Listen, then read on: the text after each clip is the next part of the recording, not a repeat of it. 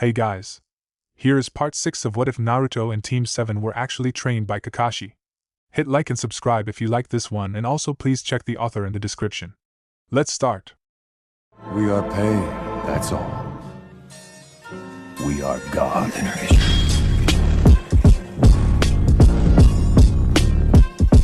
Chapter 45, Shopping Trip. Suna needs resources. Naruto peered into the alleyway, carefully controlling his breathing. He couldn't see anything hiding back there in the early light of dawn, but that meant nothing. Seeing was no longer believing for the genin. In the month he had been in Sunagakure, he had learned a lot. He learned that his breathing was loud, his steps were loud, his heartbeat was loud, his blinking was loud. And each of these lessons had been learned on the end of Zabuza's fist. Naruto still wasn't sure about how he felt about his new teacher. The man was prone to sudden, immediate, and painful correction of any and all errors. During exercises, Naruto always knew when he lost, because his body would suddenly start accelerating in whichever direction Zabuza punted him. Anyone but Naruto would have suffered an extended stay in the hospital by the end of the first week. Naruto knew he could take the punishment, however, and Zabuza seemed to know it too. The former missing nin was vigorous in punishment, but only when correction was needed. When Naruto got something right, Zabuza showed a surprising amount of respect, in his own rough way. Considering what Zabuza was teaching him, Naruto wasn't sure if that was a good thing. Orange! Orange! Naruto grinned and waved back at the kid who was shouting at him. Ayachi! How are ya, squirt? He asked with a shout. Ayachi grinned and ran up to Naruto. Like most of the kids Naruto had seen in the village, Ayachi was both familiar and strange. He was shorter than Naruto was used to for his age, with browner skin and dull brown hair, and he was dressed in simple earth-toned shirts and pants, with simple sandals. But for all the visual differences, the kid might as well be Konohamaru's long-lost sibling. He was loud, he was obnoxious, he was fun, and he was a friend. The child was also fascinated by Naruto, specifically his clothes. Naruto had noticed early on that bright colors and tones simply did not factor into the Suna lifestyle. Everything was dull, and usually brown. Because of this, his bright blonde hair and outrageous orange jumpsuit stood out like a sore thumb. Adults usually looked at him oddly, and those in the know often had some fear in their eyes, undoubtedly equating him with Gaara. But the children, they were spellbound by the strange, loud, bright stranger in their midst. Naruto opened his mouth to say something, but Ayachi's eyes twitched slightly upward, and even as he silently cursed, Naruto was in motion. He tucked and rolled forward, summoning a pair of clones as he did so. He ignored the sound of an attack passing over his head, and came out of his tumble just as his first clone grabbed Ayachi and threw the boy down the street in a long, gentle arc. Naruto grabbed the second clone and tossed it even harder in a much more linear path. Comfortable that the second would catch the kid, Naruto finally dedicated himself to his surroundings, ducking another blow even as he turned to face his opponent. Already ducking, he had no chance to avoid the knee to the gut. He grunted, folding over Zabuza's leg, before vanishing in a puff of smoke.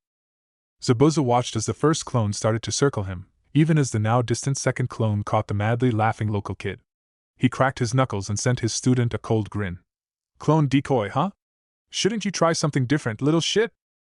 The clone smirked, but lost its smirk when Zabuza whirled and punched behind himself, knocking the real Naruto to the ground and dispelling his camouflage technique. Your breathing hitched right before the attack, little shit. Zabuza grinned in a manner one could call cheerful if you could ignore the sharpened teeth within it. Still, you're doing better than before. You used to dash. Zabuza sent his elbow down, thumping an invisible clone on the crown of its head and dispelling it. Okay, he admitted. I'll admit that one got a little closer, but dash. Zabuza had to stop talking at that point, because he was too busy smashing clones.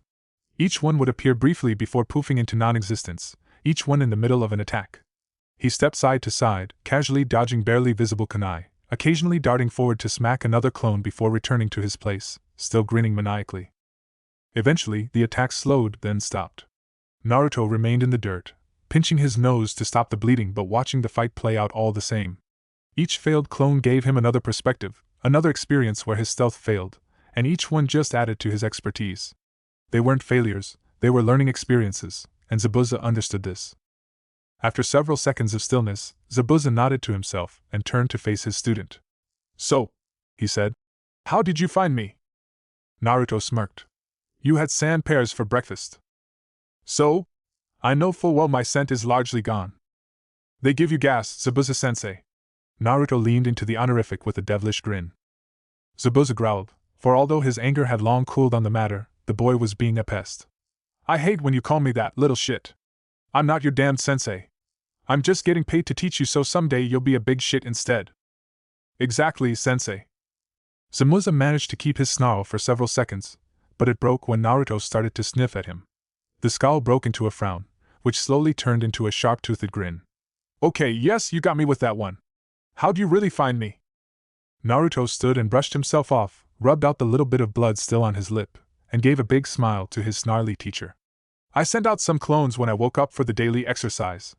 One of them spotted how the civilians all seemed to be shying slightly away from the alleyway and dispelled to inform me. I assume it was a side effect of your killing intent?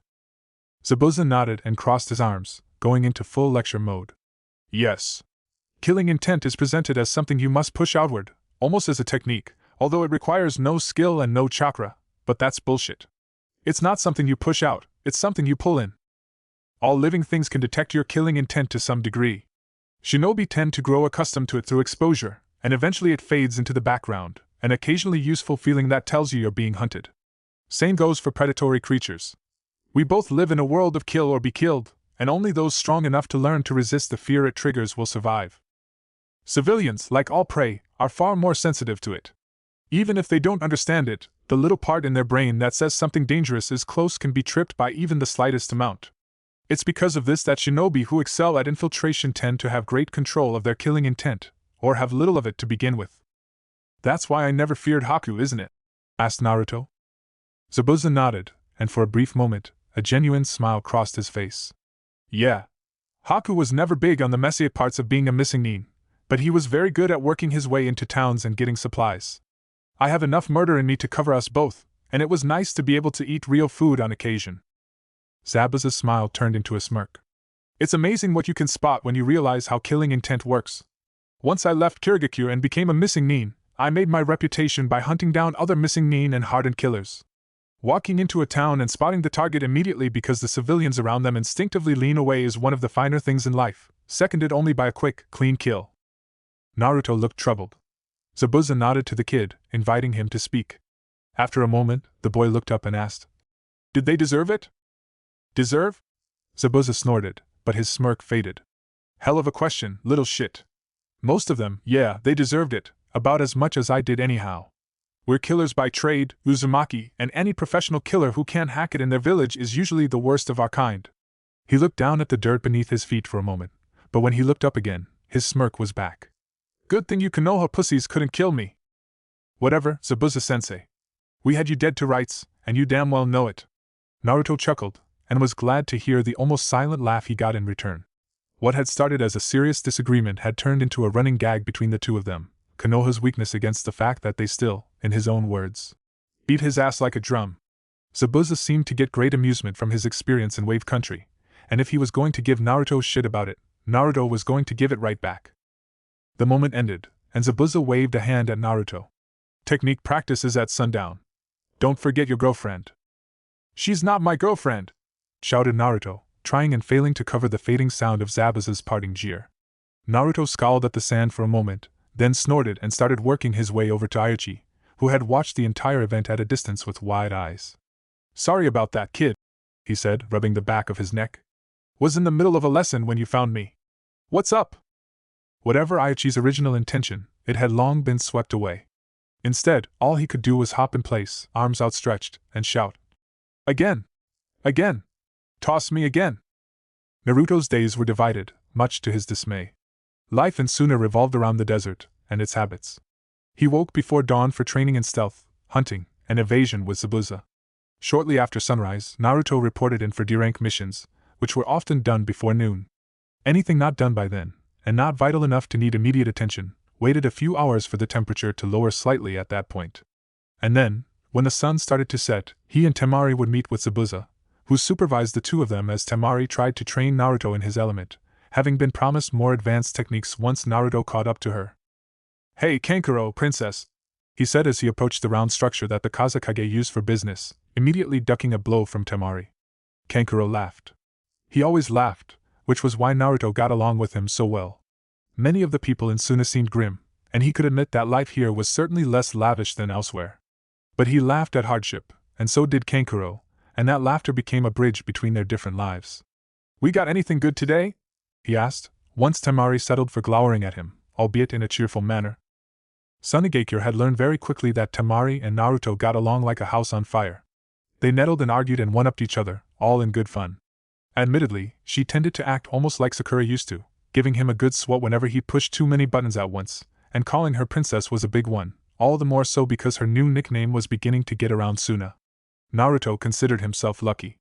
The last Suna shinobi who called her that to her face lost 3 teeth.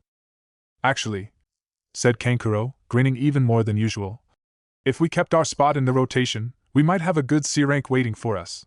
Travel outside the village and everything. Try to not deserve to be swatted by my sister in front of the Kazekage, yeah? I'd ask you to look professional, but—" Yeah, said Naruto, swatting the puppet user lightly in the arm as they walked through the door. "Not my fault your sister's psycho." "Shush," said Temari, trying to ignore the jonin at the doors, who were either angry at them or desperately trying not to laugh at the show, to judge by their painfully still faces. Naruto gave her one more smirk before he forced his face to relax into the sort of bland disinterest that most of the Suna shinobi seemed to show when on official duty. They walked up a long spiral staircase that wound its way up to inside of the building around a big, open atrium.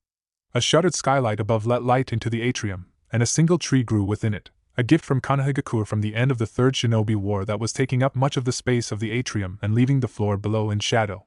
Each floor of the building had a small balcony that wrapped around the atrium, allowing access to the rooms that ran all the way along the walls. After several floors, they entered the office of the Kazekage and lined up quietly before him. The man sat alone, in a small and unimpressive chair behind a large but unimpressive desk covered with scrolls. He looked up as they walked in, but his face did not change from its habitual scowl before his eyes dropped back to the paperwork he was writing. He reached over to one side, grabbed a scroll, and lightly tossed it to Temari, all without giving them a second glance or even taking pencil from paper. "Escort north for trade. Baki will be busy elsewhere, so you're in charge, Kankuro. List on the scroll, money and travel papers at the gate." He looked up again, and for a moment, the scowl lifted just slightly, as close to a smile as the Kazekage tended to get while on duty. "Don't spend all your savings." The 3 genin bowed and marched out the door in an orderly manner, which ended the moment they got out of the Kazekage's sight. Temari and Kankuro both cheered, much to Naruto's confusion. One of the jonin door guards broke her usual stony silence with a laugh and asked, "Trade mission?" This got another grin and a nod from the 2 Suna genin. "So?" asked Naruto as they walked towards the main gate, a relatively narrow and well-guarded pass through the rock walls that surrounded Sunigakure. "What's with all the excitement? What's our mission?" Kankuro smirked. "It's the best C rank they offer here. It usually goes to a team that is fractured or under strength, otherwise it goes on a rotation. We get to head north to the edge of the desert to trade for needed supplies, then come back." Naruto shrugged. In theory, they counted as under strength without Baki, but he suspected that his current team was considered both of those qualifiers mostly thanks to his status as a newcomer, in spite of their individual strength. He knew Temari was chafing a little at being stuck with D ranks for the last month, and even Kankuro was growing unamused at the tasks they had been getting. "So? You like to haggle or something?" Temari gave him a swat. "So, it means that we have access to a trade hub. You remember how you said there is no good ramen around here?" Naruto nodded, his face falling. He'd run out of ramen weeks ago, only to discover that the local shops did not sell any brands he considered worth purchase. Most of what he had found was tasteless and disgustingly salty. Ramen was apparently treated like field rations back home, emergency food to be eaten only where there was no choice and packed with nutrients that made it at best a bland meal. He often saw a busy shinobi eating it dry, straight from the packaging. It was horrifying. Temari grinned. "Well, now's your chance to stock up. 3 days out, 1 day to buy the goods on our list and seal them, 3 days back. Pack some sealing scrolls and all the money you want to spend on luxuries, because we won't get this mission again anytime soon." "How long will it be?" Naruto asked, already trying to determine how much he wanted to spend. Kankuro and Temari shared a look, and the puppeteer shrugged. "This is our first time on trade duty, mostly because of our brother's temperament." The siblings frowned, and Naruto thought he saw Temari's hand shake slightly as she suppressed a shudder. "But from what we've heard from others, it might be 6 months or more before we get another chance, assuming we're not out on another mission when it comes up." Naruto upped his planned expenditure, adding in some from his savings as well. He was suddenly very glad of the prize money for the photo of Kakashi's face. While he had few needs here in Suna, he had several wants, and that hefty payment might be his only means of getting any of them filled during his stay. While the pay for the D ranks he'd taken with his temporary team was about the same as back home, they were far less common, and many tasks that were needed by the village's infrastructure were done with severely reduced pay. Rent was cheap, mostly because few people here outright own their property, instead renting directly from the Kazakage's office. Basic foods were also relatively cheap, being mostly provided by the low-paid D ranks. The same was true of shinobi goods. Local iron was mined by cheap shinobi labor, forged by slightly less cheap shinobi labor, and sold at no profit by retired or disabled shinobi who lived off a pension. Genin who were learning how to make storage seals and explosive tags on the slightly thick paper made from the greenhouses had their successful efforts being sold by those same shopkeepers. The barest needs of the shinobi of Sunagekyo were met without any undue difficulty. But the moment you looked for an item that could not be made with Sunagekyo labor and materials, prices skyrocketed, and that was if you could find those items at all. Naruto was surprised to find that a simple piece of candy could cost more than a good meal, especially if that candy was made from anything but honey, which could be collected from the beehives used for pollination in the greenhouses. "Hey," he said after a few moments, "why is it hard to find ramen and stuff here anyhow? Like, why don't they just bring more stuff in?" Kankuro snorted. "Few reasons, Uzumaki." He held out his hand, index finger extended. "First, it's a long trip even by shinobi standards, never mind civilian traders. It takes us 3 to 5 days of running over the sand to get to the nearest trade hub, which means it might take civilians a month to drag a cart here through all that sand. Here and back, that's a couple months of work for one cart of sales, which is hardly worth the difficult trip." He raised a second finger. "Second, there is risk versus reward. Right now, Sunagekyo has reached a point where we have little money to entice trade to come to our city. If you're a merchant, and you make the long trip through a dangerous desert, only to find out nobody can afford your fine silks or spices or whatever, you just lost a few months of time for no profit. Why bother, when you can make at least as much money selling elsewhere?" Temari grunted, her face sliding easily into a serious expression. "Don't forget how dangerous the desert is for non-shinobi, Naruto. You were pretty roughed up by the time we arrived. Imagine if you were a civilian, spending months to get here and back. Sandstorms, heatstroke, frostbite, poisonous creatures, even some bandits on the edge of the sand. Nobody's going to deal with that for a village with little money to spare. The same things that makes our village a stronghold also makes it poorly suited to trade. Third," Kankuro continued, nodding along to his sister's comment, "there is the lack of money in general. With business being so slow for the village, we simply don't have the money for much. We could send some genin more often, but they'd have no money to buy goods." He tucked his hands into his pockets and shrugged, gesturing with his elbow at an empty storefront, the windows obscured with dust and dirt. "Ultimately, nothing changes because nothing can change. Can't get trade without money, can't encourage the local economy without trade, can't get more money into the system without more third-party missions, and we probably won't be getting an increase in those after this last exam. Damned if you do, damned if you don't. I know Dad's hoping to fix it before the next Kazakage takes office, but at this rate." Naruto stopped, looking into the empty storefront silently while the others kept moving on. Just visible through the filth, he could see countless bins and racks, and a counter with a small mechanical till, all covered with dust. A big chalkboard was behind the counter, still proudly proclaiming the quality and value of the products within, with a small message in the corner, hastily scrawled, that said, "Going out of business sale."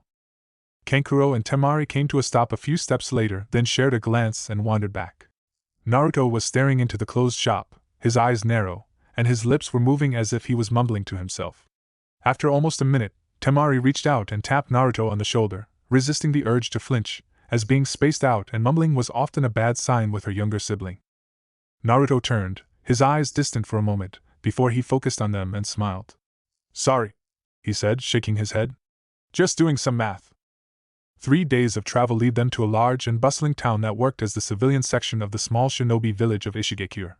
Ishigekure was nowhere near as powerful as even the smallest of the 5 great villages, but it was well known for training its shinobi not as assassins and warriors, but as guards and watchers, which they commonly sent out on escort missions with caravans and important people.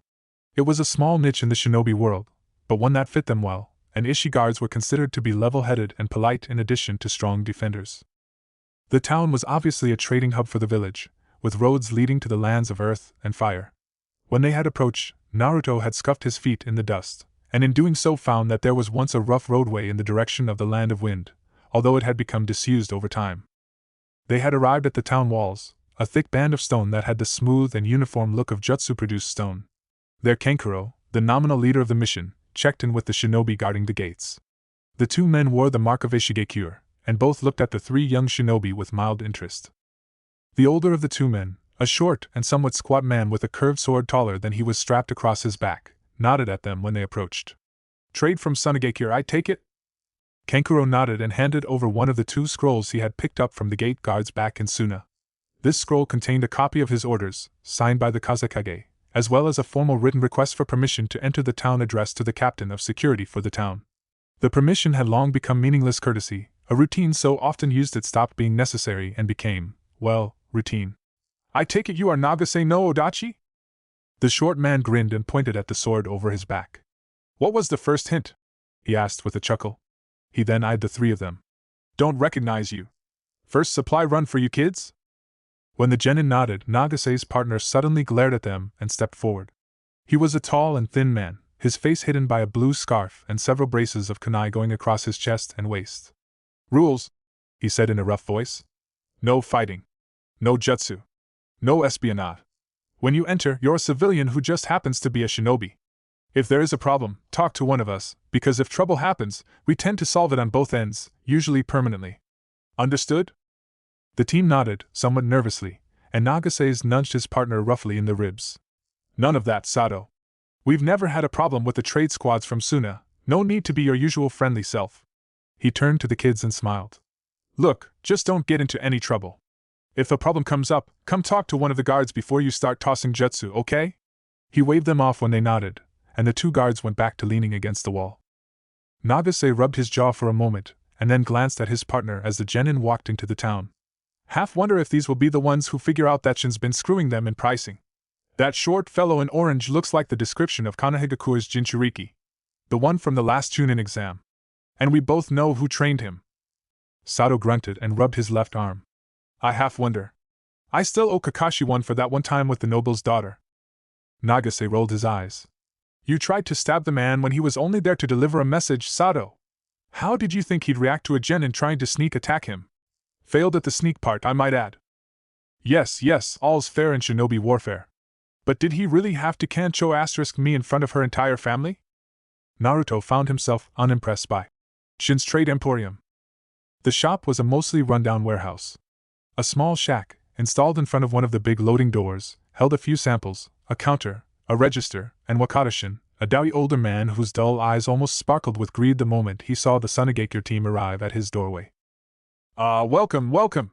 Always a pleasure to see to the needs of my good friends in the sand." He wasted no time, but immediately handed Kankuro a clipboard covered with paper, with a worn-down pencil attached to it with some dirty twine. "Just mark on the sheets what you need, and I'll send a worker to gather it. Take your time, have a look at the samples. Here, have a treat on me." He handed each of the kids a small paper-wrapped cube from a small bowl on the counter, which Naruto realized with a moment's inspection contained a small chunk of chocolate. He sniffed at it discreetly, and when she turned away from him, he added it back to the bowl with just as much discretion. Tamari glanced at him, saw his frown and exaggerated glance at the bowl, then dropped her candy on the floor, flicking it with her sandal to slide under the counter. Kankuro saw the exchange and palmed his own. Naruto nodded quickly to them, then said in a loud childish tone, "Gee, thanks for the candy, stranger. I always love unsolicited candy. Helps me think. We'll just go browse the samples and start marking down our order then." Tamari and Kankuro's faces froze while they resisted the urge to laugh at his acting, and once Shin stopped looking at Naruto with a confused expression, they followed him into a corner of the shop. "It's not just chocolate," said Naruto quietly, flipping through the clipboard and glancing at the listed prices and volumes. "There's alcohol in them, a lot of it. Smells a little musty too." Tamari looked around at the corners and walls. "This whole place is musty," she mumbled, fingering a small bolt of cloth that looked soft and felt rough. "I think this place must be closed most of the time. There is a lot of dust ground into the samples." Kankuro nodded, holding up a tool from a toolbox and smiling as if pleased.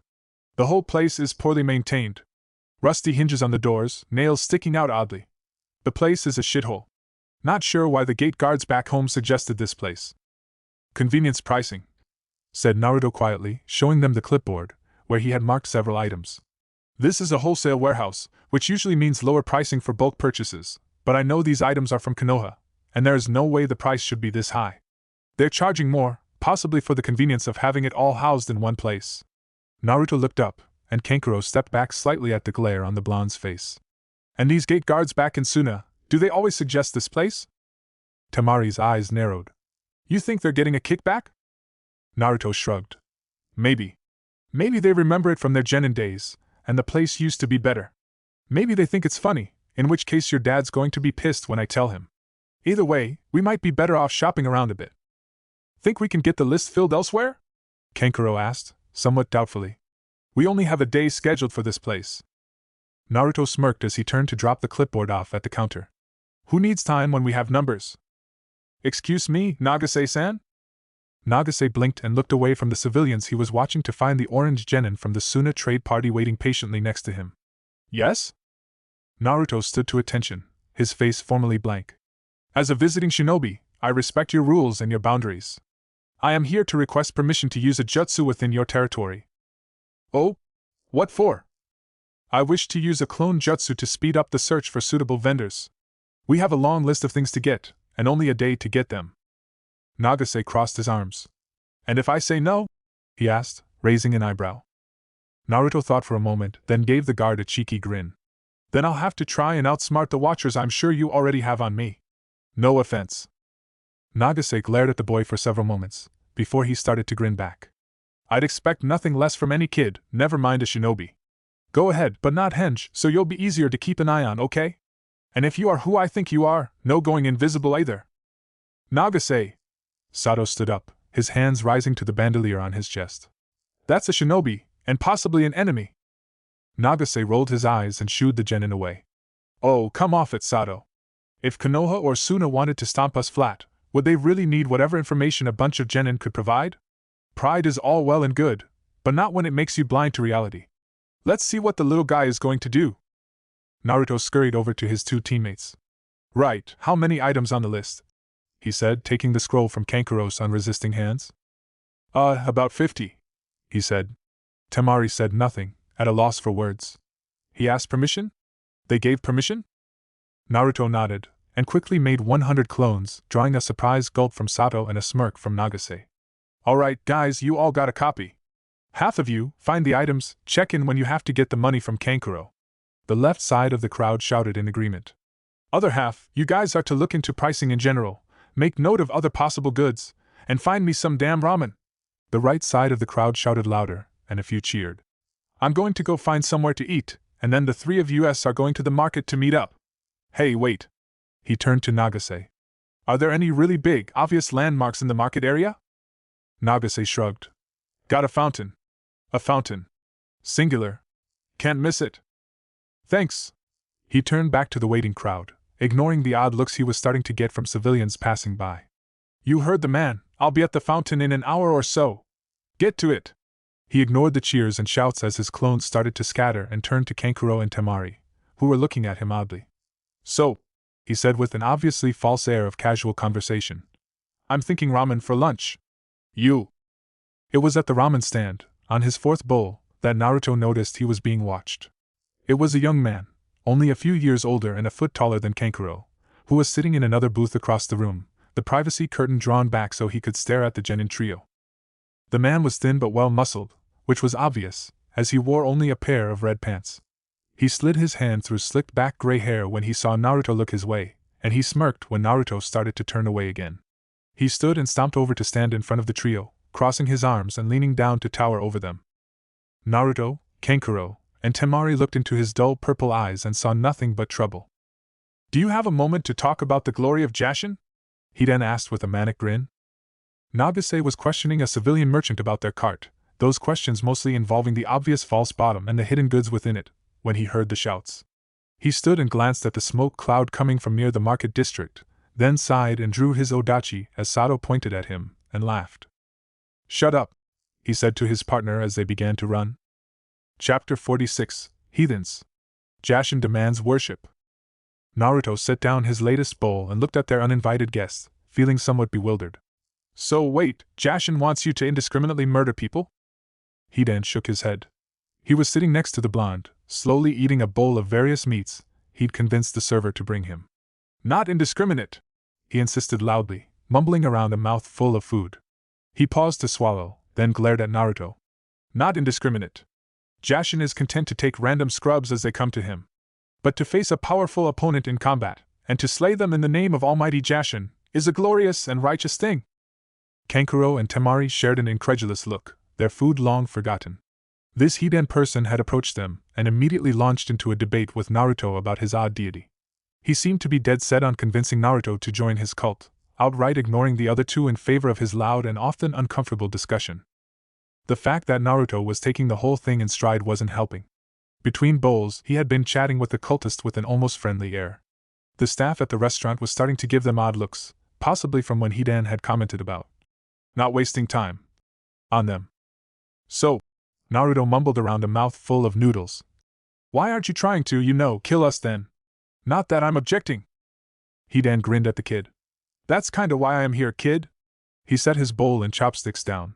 The High Servant of Jashin teaches us that life is nothing but a furnace, our body a crucible, with no greater purpose than to burn away the impurities of our souls and prepare us for death and service to Lord Jashin. Suffering is there to help burn away weakness. But then, one day, I asked the High Servant what purpose joy had.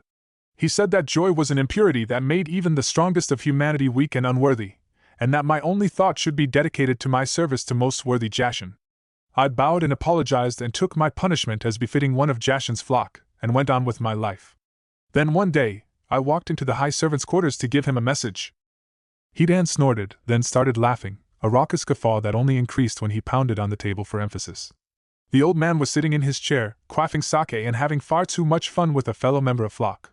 He saw me, and he had the nerve to tell me that the pleasures of the flesh are a terrible temptation for lesser men, and I should never follow his path until I reached the highest of levels in the order. Fucking hypocrite. Temari glanced at her brother quickly, and saw his subtle hand signal, indicating he was ready to use his puppet as a distraction for escape. So what, you ran off? Hidan rolled his eyes and grinned at her. Do I look like a pussy? I didn't run. His eyes took on a sinister shine, a small glow that spoke of the most profane of pleasures. I fucking killed him! I drew my blade and attacked. He pulled the girl up to shield him. That fucking scumbag, holding up a fellow follower of Jashin as if the idea of her death might stay my blade. Her last words as I ran my blade through her was to curse him for his unworthy ways. He didn't get any last words, cause I ripped his lungs apart with the first blow, but I think he was trying to beg me for his life. But I'm not so good at lip reading, any more than I am normal reading, so I could be wrong. But I doubt it. Fucking coward! He slapped the table for emphasis once more, causing the food bowls to jump. Naruto swallowed the bile rising up the back of his throat, and tried to ignore the look of joy on this strange man's face. So, what's the problem then? He was worthless in the eyes of Jashin, so why care? Hidan smiled. I knew it was a good idea to talk to you, kid. You were creative enough back at the gate, so I thought you might be able to help me out. See, the other priests, they were upset. They told me that I killed a servant of Jashin Almighty, and thus was unworthy of service unto him. But he looked down at his bowl of meat, and when he looked up, he looked sorrowful. I felt something I never felt before when I sliced up that old man. Sure, I'd killed a few dozen people before in the service of Jashin, and it felt okay, properly done, but never particularly worthy. How worthy can a civilian banker or retired genin be? But when I cut apart that lying, decrepit old heretic, I felt more than okay. I felt righteous. As if Jashin himself took pleasure in my dutiful slaughter. He sighed, and his head slumped slightly. Then the assholes chucked me off the mountain. Surprised you left after they kicked you out, said Kankuro, smiling as if speaking to murderous zealots was a normal thing for him. Hidan looked at Kankuro, confused, then shook his head and waved his hands. Nah, not like kick me out so I had to leave. They threw me off the holy mountain as punishment. Literally. You know, heave-ho and off they go sort of thing. Tried to kill me without even letting me die in battle, like some fucking nobody. He crossed his arms and glared at his food. Now I don't know what to do. What to believe. Before it was simple. The high priest pointed, and the flock acted. Now there is no high priest to guide me, no flock to support me. I'm alone, and I don't know if I should mourn the loss of my place at Jashin's feet, or if he's trying to teach me a lesson. His dour mood ended suddenly, his frown replaced with a sharp grin, and he slipped an arm around Naruto's shoulders in a friendly grasp. But now I found you. You seem sorta smart, which is good, but you also seem crafty, which is better. I'm sure that with enough discussion, we can sort this out, no problem, and then when you see the glory of Jashin for yourself, I'm certain you'll join me in my praise. Naruto flinched and tried to sink lower in his seat, only to find himself held in place by Hidan's arm. His first thought was to tell Hidan not to kill anyone, but one look into the man's eyes clearly indicated how useful that would be. His second thought was to try to suggest some sort of clearly defined rules to determine who should die, but who the hell am I to decide that sort of thing, he thought to himself. Naruto was not inclined to kill anyone who wasn't an immediate threat to him and his, and even that was an unpleasant prospect. Whatever he told this stranger, it might well send him off into the world to slaughter any number of people. It was at that moment that a man walked into the restaurant. Dressed in a gray robe, his hood pulled up to bathe his face in deep shadow, he calmly walked over to the table and bowed deeply to them. "What do you want?" he then asked, sneering at the figure. "Glory," the figure replied before pulling back its robe to reveal the dozens of explosive tags pasted to his bare chest. The tags all hissed as one, and the world dissolved into light and noise. Naruto pulled himself out of the wreckage with a groan and slumped to the ground. A moment later, Hidan pulled himself out as well and leaned over to inspect Naruto. Through the ringing in his ears, he thought he heard the man ask if he was okay, but it took several moments for the question to register, because as his vision cleared, he saw that Hidan was completely unmarked. Not so much as a blister marred the man's skin, despite the rather severe burns Naruto could feel in various places, throbbing in agony. Where's the other two?" Hidan only looked at him and shook his head, saying something he couldn't make out. Naruto was on his feet in an instant, ignoring his own screams as the torn shreds of his clothing rubbed across raw and weeping flesh. He scrambled over the broken wood and smashed cookery, until he got to the place he could best remember they had been sitting. He started digging at the rubble, his burned hands leaving bloody handprints on everything he touched. Eventually, the rubble stirred, then heaved, revealing Kankuro's puppet hunched over the two Suna siblings. Kankuro was holding one of his arms against his chest, and Temari had several shards of pottery embedded in her legs, but both were largely untouched by the blast. They crawled out of the rubble and started to speak, only to stop when they saw Naruto. "What the hell happened to you?" asked Temari, shock displayed openly on her face. "I'll be fine," he said in return, waving his hand only to fall face down on the ground. The back side of his body was covered in debris made of wooden splinters, broken bowls, and even several whole chopsticks. What wasn't embedded into his flesh was stuck to him because of the coating of blood the other injuries provided. Under that, they could clearly see that much of his skin had been burned away horribly. "Shit, cover me!" Temari shouted, scrambling over to him and starting to examine the fallen boy. His heart was still beating, regular if not strong, and his breath was even. He was wounded, but he didn't seem to be dying, something she attributed to the demons sealed within him. She turned to check on Kankuro, then froze. 3 figures were standing in the street, on the very edge of the blast radius. Each was covered in a gray robe, with hoods and black lacquered masks concealing their faces. The figures were roughly the same shape and size, making them appear to be the result of some sort of clone technique, but the one in the middle was armed differently. While the 2 flanking men carried only a short serrated blade each, the one in the middle held a straight staff as tall as he was, with 3 parallel side blades at the end. "Hidan," said the middle figure, his voice deep and menacing. "Zidane," said Hidan with a bored sneer. "That's High Priest Zidane now, heathen." Hidan snorted. "Funny. They promoted the weakest of us all to leadership." He looked around, then walked a few feet to his left and bent down. With a grunt, he ripped out a 3-foot plank of wood, broken to a point on one end, and hefted it over his shoulder. "And you should talk. You say I'm a heathen, but you're the one that claims I should have denied Jashin his due. The whole lot of you are heathens, and no matter what else I might be confused about, I am certain that Jashin would see you weaklings destroyed." With a sudden burst of speed, Hidan charged. Zidane barely had time to twitch his fingers before the wooden board was lodged into his guts. He spat blood on Hidan's face and smiled down at him. "You were blessed with Jashin's strength," he said as he reached down and slowly pulled the wooden spike out of his body, slowly sliding Hidan back with his effort. "But I have been blessed with his very presence." Zidane lashed out, striking Hidan in the face and sending him tumbling. Hidan twisted as he rolled, and turned the uncontrolled tumble to a graceful landing. Even as he looked at his foe, the man was there, scythe blade descending. Then a powerful gust of wind struck Zidane, throwing the man back into the wall of the nearest building. Temari stepped up to stand with Hidan, fan out, and glared at the 2 standing men. "You're fucking nuts, but not blow up the entire restaurant for no reason nuts. I'm going to beat the hell out of your crazy cultist friends." Hidan laughed. "Thanks, you fucking heathen, but it's pointless. I'm immortal." "And so am I," snarled Zidane as he pulled himself out of the impression he made on the wall. He stood tall, his robe dropping open, to reveal his chest and stomach, already healed from his earlier impalement. He smiled coldly at Hidan. We have business to attend. Somet Sekhet, remove the heathen, if you would be so kind. Temari brought her fan around just in time to block a quick thrust from the thin blade, only for the other cultist to lash out with a vicious kick. It struck her fan with such force that she found herself tumbling down the road. She got up and set herself, only to hear Hidan shout. Get your friends, girl! They might be trash, but they're strong trash! His shout suddenly ended when Zidane managed a lucky blow, slashing Hidan's throat even as Hidan smashed him in the skull with a rock. Temari glanced at the two men moving towards her, and with a scowl, she swept her fan into the air, sailing for the edge of the town where she had seen Kankuro carrying Naruto. Come on, kid, now would be a good time to get up.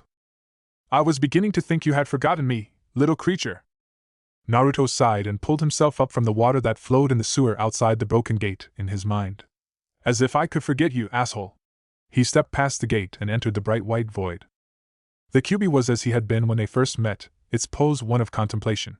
The only change Naruto could see was that it now supported itself by two tails, one chained, the other free. Naruto walked forward until he was at the base of the tail and sat, his legs crossed in imitation of the beast. You lied to me. You told me Shikaku was master of manipulation. You lied. The Kyuubi leaned forward, his body tilting and bending, until its head finally arrived to look at Naruto's back, upside down. I told you what you needed to know to win. When told to face their fears, no creature is truthful to itself. Some creatures cower, some creatures thrust their chest out with false bravado, but no creature simply faces them. Had I told you the truth, are you certain you would not have blurted out your fear to my brethren? Would your companions have died to give Shikaku the pleasure of your suffering, rather than toying with you until his own foolishness ended in his restraint? The Kyuubi snorted, spinning Naruto until they were face to face. Can you truly say that I did you harm?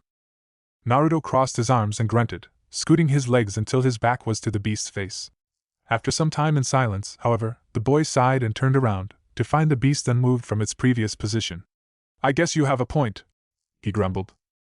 The Kyuubi's body flexed and it straightened out, then its great arms and legs unfolded and it stepped onto the ground.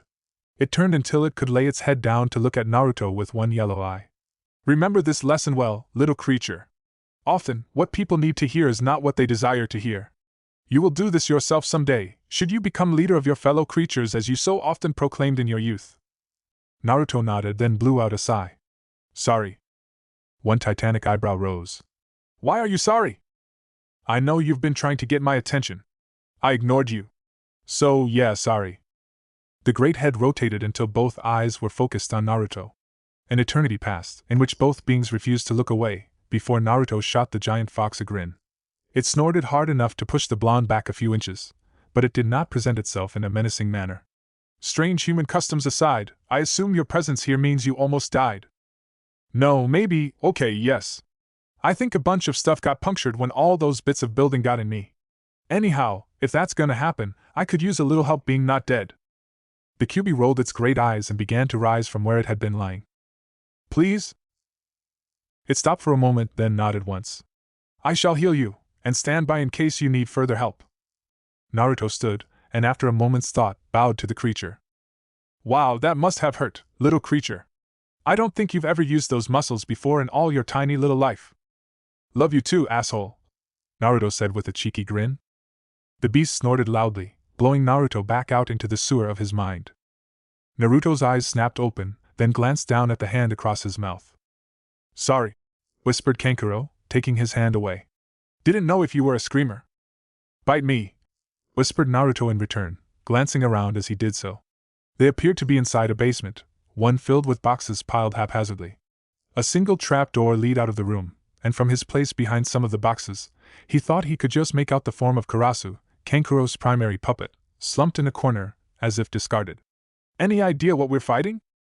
Kankuro shook his head.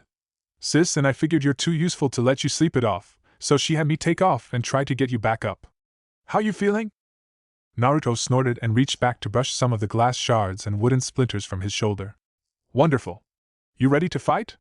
As he asked this, his eyes darted towards the entrance, and Kankuro nodded once quietly. When the figure dropped through the trapdoor, it barely touched the floor before his puppet Karasu had wrapped its arms around them. Anything the figure might have said was lost as Naruto darted in and slammed a Rasengan into its chest with enough force to blow it back out the way it came in. Naruto followed it a moment later, leaping up into the building they had been hiding in and then out into the street, then stopped when he saw where his target had landed. Little white slivers had been scattered across the road, all pointing towards the tattered figure on the ground. Then it shook and rose into a slouched sitting position.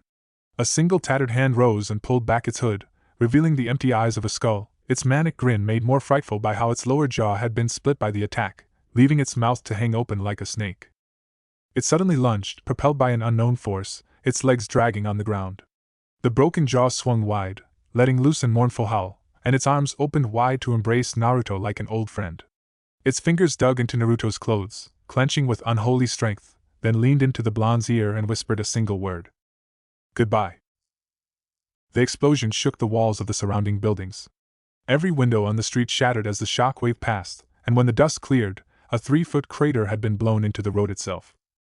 Across the street from where Naruto had been hidden, Somit stepped onto the roof, ceremonial dagger held tight. He hissed as he observed the ground below, then went quiet as Karasa's arm smashed through the roof below his feet and grabbed his leg. He spun in place, ignoring the poisoned blade that slashed at him to stomp down viciously at Karasa's torso. Wood snapped and crunched, and Karasa dropped back into the building before running out the front of the home to join its owner, guarding Kankuro as he stepped out of the now shattered doorway. A puppet user, said Somit, his voice rough and cold. How quaint. As if your wooden simulacra can stand against the power of death. He spread his arms out, and from behind, 2 more figures rose in the air to flank him. With taut, dry skin and empty eye sockets, it was clear that the 2 figures were once living people. It took a few moments before Kankuro remembered the old word for his foe's techniques, but once he did, he grinned. A necromancer, he said, then snorted. How quaint. You think your toys can stand against the risen dead, heathen? No, Kankuro replied, spreading his hands and making Karasa step forward. Your minions are clearly unmodified. You grab a couple bodies, parade them around, and act as if it's impressive. A couple inefficient corpses opposed by the pinnacle of engineering that Karasa represents? I don't think my toys can stand against yours. I think mine will crush them. Somit crossed his arms, his head bowed. Wood is a limited resource. The dead are nearly infinite.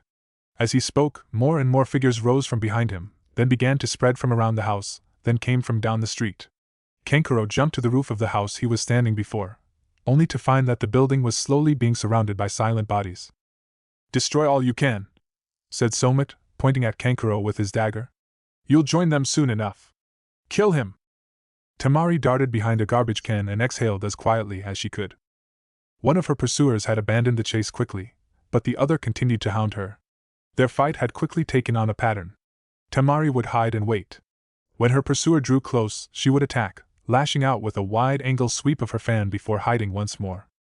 The person after her was quite skilled, managing to avoid most of the damage, but he had been struck several times, and the last time they clashed, he had barely stumbled out of the way, leaving a trail of blood in his wake. She heard a scuff from the alley across the way, and in a single move she rose and lashed out, sending a wall of wind blades into the alley. There was a muffled shout and a splash of blood as the robed figure was covered in slices. It dropped to the ground with a thud and lay unmoving, the alley beneath him slowly turning red. Temari took a single step forward, then stopped and smirked. She lashed out with her fan, sending another wall of wind out to hit the motionless body. The wind cut deep, scattering the blood around the alleyway and cutting the body into small, manageable chunks. She waited quietly for a full minute before she started to relax. She turned, already preparing to find her brother and Naruto, then stopped as something caught her foot. She looked down and had a moment to notice the thin red band around her ankle before she was violently pulled to the ground. The pulling sensation increased, and she slid across the alley, the rocks and the dirt grinding at her skin. She was pulled aloft, and found herself dangling by one leg looking at some strange creature. It was vaguely human-shaped, but its limbs were long and thin, grossly disproportionate to its torso and head. It was bright red, and its skin writhed and pulsed slightly even when unmoving. It lowered her slightly until its face nearly touched hers and opened a dripping mouth to laugh at her with a gurgling, choking sound. Temari realized that the monster was not bloody, but entirely made of the stuff. You damaged my shell badly, Sekit said, one distorted hand reaching up to grab hold of her fan. 'Tis a fine fan you carry, heathen. It gurgled, pulling the fan away with irresistible force and dropping it on the ground. But it will do you no good. The blood is the life, girl, and now I'll take yours for myself. The second hand drew back, the fingers collecting and melting into a ragged spear, but the monster stopped and glared at Temari. I can feel the beat of your heart. It's so even. You can't mean to tell me you're not scared. Temari crossed her arms and glared at the bloody thing. No. My own brother is scarier than you. Besides, I know something you don't know. She formed her hands into the snake seal and glanced at the ground, where her fan lay at its feet. The reaction was immediate. Sekit howled and tossed her in one direction while its legs extended and flowed, pushing it up onto the building beside it, where it ducked for cover. A moment later, a bloody head peeked over to glare at Temari, but she was gone. Sekit chuckled as its body started to drip and pool on the roof before finding a convenient crack to slip into.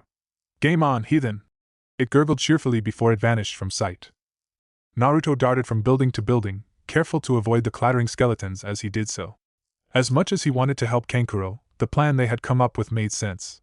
The moment the skeletons thinned out enough that he could move freely, Naruto searched the rooftops until he found a series of close buildings with large flat spaces on top. Enough space for a massive shadow clone army. A section, he said as the first group appeared. Find the team, Hidan, and every Ishi shinobi you can and give them an update. Go in pairs so one can dispel to update me too.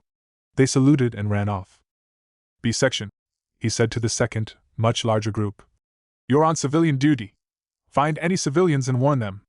Try to direct them to safe areas, preferably outside the town or into the presence of Ishi shinobi. They dropped to the side of the buildings and began running through town. C section, stay here. Your reserves act as you see fit. D section. He looked at the fourth group, who all had feral grins on their faces. Giving orders to his clones helped reduce possible mistakes, but in the end, all of the clones knew what he knew, and these ones knew what they were about to be told. Graveyard duty. Clear the streets. Nagase and Sato were moving across the town's rooftops when they spotted three skeletal figures trying to claw their way into a house. Even as they crouched down to launch an ambush, however, a half-dozen orange clones suddenly faded into view, three of them with Rasengan already formed. They hit each of the skeletal figures, blasting their bodies into pieces that scattered around the doorway. Nagase! Sato! A seventh clone landed on the roof above the doorway and waved. What the hell did you do? Shouted Sato, his hands raising to rest atop his bandoliers. Naruto threw up his hands. I didn't do anything. Some assholes randomly attacked another shinobi, and my team and I got involved when they decided to kill us. He paused for a second, staring into space, then looked around. The one with the skeletons are in the western residential sector, fighting Kankuro. You gotta blow those things apart, break their skulls, or they just pop back up. Hidan and their leader are fighting in the commercial district. Looks like they're just smashing each other to see who stops regenerating first. No sign of Temari or the third guy, but there is a lot of blood in the northeast residential district. Looks like someone's been dragging a body. He dropped to the ground and saluted. How can I assist you best in stopping this? Nagase and Sato shared a glance. I'll get the skeleton guy, said Saito. It sounds like some good area damage would be helpful there, and I'm guessing the area is going to be ruined anyhow, so I can cut loose. Nagase nodded. I'll deal with their leader, test the limits of their regeneration. He turned to Naruto. Go investigate the blood trail, try to find your teammate. If something comes up, run for the commercial district.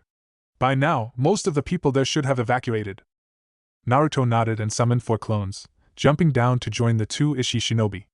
If you need to speak to me or each other, tell one of them, and they'll let us all know. He didn't wait for their reply, but immediately took off, dashing across rooftops in a direct line to the northeast. Chapter 47, Into Jashin's Open Arms. Wisdom often comes with age. This is not always the case. A youth can well be the wisest person in the room, and elders can be quite foolish. Still, many beings become wiser as they age, frequently enough that saying so is considered a wise thing to say, usually by the aged people who say it.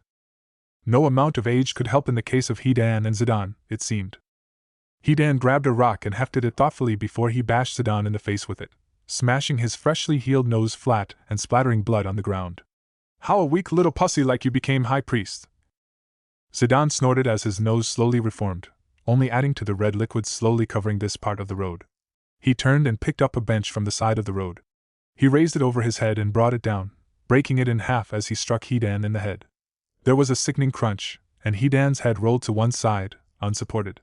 Of course you would be confused, heathen. Only a brainless grunt like yourself would sacrifice your superior. Hidan pushed his head up, cracking his neck even as it reformed itself, then ripped one of the crude iron feet from the bench and stabbed Zion in the gut with it. The man tried to dodge, but only managed to get stabbed in the side instead of the front. It had been 20 minutes, and the once fleeing crowd had eventually stopped fleeing, then returned to watch.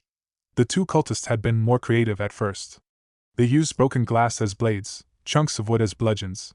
The broken bow fight had been a delightful display of skill. The dual-wielding torch duel had ended with an impressive display of sparks when all 4 torches exploded simultaneously.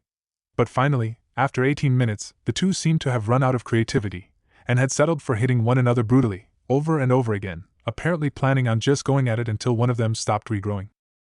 They moved only as much as it took to grab another weapon and use it against their foe. Hidan would stand and wait for the blow, while Zidane at least would step to the side or block the attack, although this more often than not resulted in severe limb damage. No skill, no prowess, just 2 nearly unkillable meatheads taking turns breaking objects on one another. The consensus of the crowd, if put into a single sentence, would read, "One of them will have to break eventually, right?" If anything passed through the minds of the two cultists, other than the occasional sharp object, it was the same thought. Only one could truly be favored by Almighty Jashin, and that was obviously me, the thought would go. At least until the next bit of detritus was inserted into their brainpan. Kankuro favored stealth. He was not a brawler like Naruto. His entire style revolved around not being seen by his opponent, fooling that foe into making a mistake so he could strike. He was an assassin. Unfortunately, what he was facing was the worst possible opponent for him. Soma was standing out in the open atop one of the taller buildings in the town, in plain view of the streets and rooftops around him. He didn't look for Kankuro. He didn't need to. He had minions for that. Kurasa had been reduced to scrap a few minutes earlier, and yet the puppeteer himself was still hiding. Somit's mummified minions continued their patrols, sweeping through the streets and alleyways and homes at random. Occasionally one would approach, dragging a dead person for inspection, but those they delivered so far had been civilians. Somit was not one for wasting resources. It took mere seconds to take control of the person's skeleton and drain it of its fluids, and he did so with a faint smile. Each one was dedicated to Almighty Jashin, his holy symbol drawn on their skull with their own drying blood. Then they would rise, the remaining blood and fluids pouring from their bodies and off the roof. The ground below was caked in filth from their excretions. A clicking noise heralded the return of one of his minions, dragging a bundle wrapped in black cloth. "Ah," said Somet, smiling.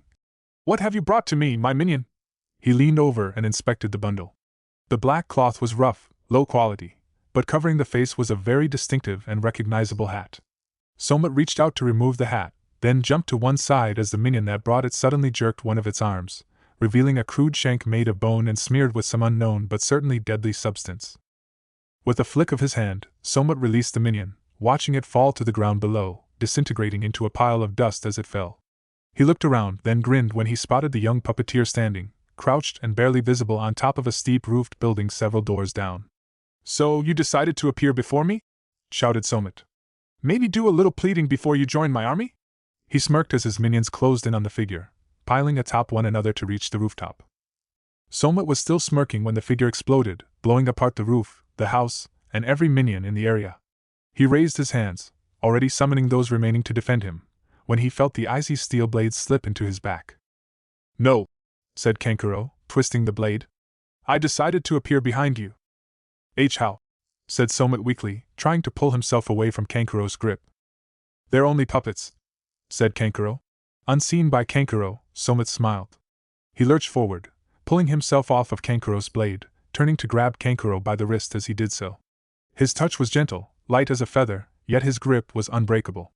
Kankuro looked down to see a small black mark encircling his wrist where Somet was holding him, dark blisters beginning to form. Somet spun, tossing Kankuro off the building and cackling gleefully. "You take such pride in your toy, you didn't stop to think further. You see puppets? I see practice." He raised his arms wide, his robe drifting open to reveal his body. His skin was dark and flaking, clinging to his bones as if it was painted onto them. He wore nothing to preserve his modesty, and Kankuro could see that Somet had removed the need for such clothing.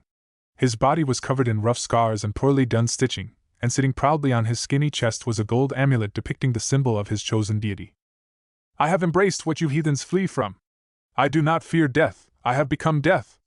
As Kankuro got to his feet, cradling his slowly swelling left arm, Somet reached back and touched where he had been stabbed. The hand came back covered in red dust. Then Somit began to form hand signs, signs that Kankuro recognized them from his sister's training. Somit finished his signs and raised his fist high, showing how it faintly pulsed with dark power. Embrace your fate, creature! Fight or flee, it matters not. You all go to Jashin in the end. He slammed his fist into the roof, and from his hand came a series of black lines, closely written kanji flowing outwards to form a circle far bigger than Kankuro had ever seen, stretching for blocks around them both. Kuchios no Jutsu! Sekit was growing vexed. The little girl he'd started stalking was remarkably paranoid, and more importantly, she was applying that paranoia by effectively defending herself. He had his favorite games, like most killers of his pedigree. He liked to chase people into buildings, let them lock up all the doors, huddle in a closet or bedroom, completely unaware that he was slowly oozing from the floorboards. Or sometimes the sink or tub if the place had indoor plumbing. Or he could drip through the ceiling. It never stopped being amusing, the way people would look up into his face as he fell upon them. Against ninja, he would often wait for them to land on a roof, then send a single blade of blood up through the roof, and them. Unfortunately, this girl was not playing along. She never went indoors. Instead, she kept to the tops of the buildings. She would often rest on top of a weather vane, or on a windowsill, minimizing his approach options. And she never hung around long enough for him to get within range. He'd managed to tag her once, throwing some of his blood at her, formed into a delightfully sharp blade. The cut across her leg hobbled her, keeping her from simply outpacing Sekit, but not enough to prevent her from leading him on a vexing chase. An accident, but a happy one. Slow chases were always more rewarding at the climax. He was going to enjoy it when he caught her. He already knew how she would die. He'd slice her legs off at the knees, then he'd slowly slide his blood blade into her chest and gently pierce her heart. He knew his work, and she would not die until he could flow into her veins and shred her from the inside out, bathing in her screams and tears and red blood. He shivered in anticipation, his liquid body rippling from where he was hiding under a wagon. On the last few approaches, she had begun to show signs of exhaustion. The fact that she had yet to bind her leg must have been contributing. Sekit had attacked at range every time she tried to bandage it. Ranged attacks were not Sekit's style. He preferred a more intimate death for his prey. But he didn't need to hit her again, just keep her from having the time and space to bandage that lovely gash on her silky smooth leg. Then, an opportunity for some extra fun arose. Passing not 30 feet from him was the blonde-haired boy his girl had been with earlier, dressed in some ludicrous outfit, a red suit with a comically large top hat. He was walking with a swagger, a cane tucked under his arm and a smile on his face. He didn't seem to notice the girl, crouched on the roof above and staring at him with her pretty little mouth ageti. He didn't even pay attention to the bloody trail she was leaving. What fun! Sekit knew the type. The boy was stout, well-muscled. A brawler, he would guess, not a delicate vivisectionist like Sekit, but a brute force sort of fighter. As dumb as the bricks he broke in training, no doubt. He stood no chance. The boy's skin was so delightfully clean, except for those ugly whisker marks. He glared at those damned marks, so disgusting and impure. But no matter. Everyone looked the same from inside anyhow, and hopefully the girl would scream in time to give the boy a little bit of warning before Sekit popped him like a balloon. He started to sink low to the ground, running through the cracks and crevices of the stones of the street, inching forward barely faster than the boy was walking. But when the boy turned and looked directly at Sekit, he didn't flinch or shout. He grinned. Sekit grinned back, slowly reforming his body until it was roughly human-shaped. "No fear, little boy?" he asked, holding his hands out, blades of blood forming from his fingers. "Nah," the boy replied, his grin stretching those blemishes. Sekit twitched slightly. "I am a creature of legend, implacable, unstoppable. I stalk and kill Chunin for fun and Jonin for sport. Every inch of my liquid body can become a blade. I take pleasure, so much pleasure, in ripping people apart from the inside. And you feel no fear?" "Nope," the boy said. "Are you damaged?" Sekit's head tilted slightly. "Do you delude yourself into thinking I will somehow spare you if you'll be my friend?" "Nah. You don't seem friendly. I just have something more important to worry about." "What?" He lunged forward, scooping the boy up in his arms, holding him aloft. "What can possibly be more important than your impending and delightfully gruesome demise?" The boy grinned. "Don't you know, mister? It's game time." That's when the boy detonated. Sekit felt his body distend and then scatter under the force of the explosion, splattering him loosely against the nearest wall. He pulled himself together and began to search for his prey, but stopped when, a few buildings down, a couple identical copies of the same boy stepped out of a doorway and tossed a pair of yellow discs at him. They floated gently in his direction, and when he reached out to bat them away, they exploded as well. Sekit soon discovered two things about his opponent. First, the boy was able to make physical clones that had no qualms about using explosives, even when they would be disrupted by the blast. The second was that everything the boy carried exploded. The yellow discs, the diving kites, the little shogi boards hidden in innocuous places, they all exploded. Even the potatoes that started landing near him after a few minutes exploded, quite vigorously. His eyes were filled with fire and light, his mind filled with rage, and for a long time, he thought of nothing but smashing every little clone he could see. Naruto and a pair of his clones stood atop a multi-story house, one of the few in the neighborhood, looking down at the streets and alleys below. 2.5 north, 0.6 east, said one clone, never taking his eyes off the spyglass it held in his hands. The second, leaning over the other side of the roof, flashed a series of hand signs to the three teams of clones below, causing them to grunt as they pushed and pulled the massive potato cannons they had built into a new firing position. In each team, one member stood aside quietly and quickly wrapped a potato with a string of explosive tags for the next shot. They were firing at half speed, one potato per minute, just trying to keep the blood cultist occupied, giving the thing one more distraction, while a street away, another three teams worked on another set of cannons. Once those three teams joined in, more teams would be created. They still had not figured out how to make the potato cannon last more than 20 shots, but it didn't matter when you could just make more. And with the indirect fire, nearly vertical arc, and all the other explosions from the ground teams, the cult member would probably be a while before he figured out where the missiles were coming from. The real Naruto, however, was occupied with trying to get Temari to stay still. "Relax," he said quietly, one hand on her shoulder, holding her down as gently as he could. Temari snarled and struggled weakly against his strength. "I need to get out there." "You need to stop moving and wait until you recover," he said mildly in return. "You lost a lot of blood." She grabbed his arm and heaved, ignoring the fact that she could not move his arm even with two of her own in her current state. "I'm not going to let that asshole win. Let me fight." Naruto reached out with his other arm and pressed down on her shoulders firmly. "Temari, I had to carry you up here.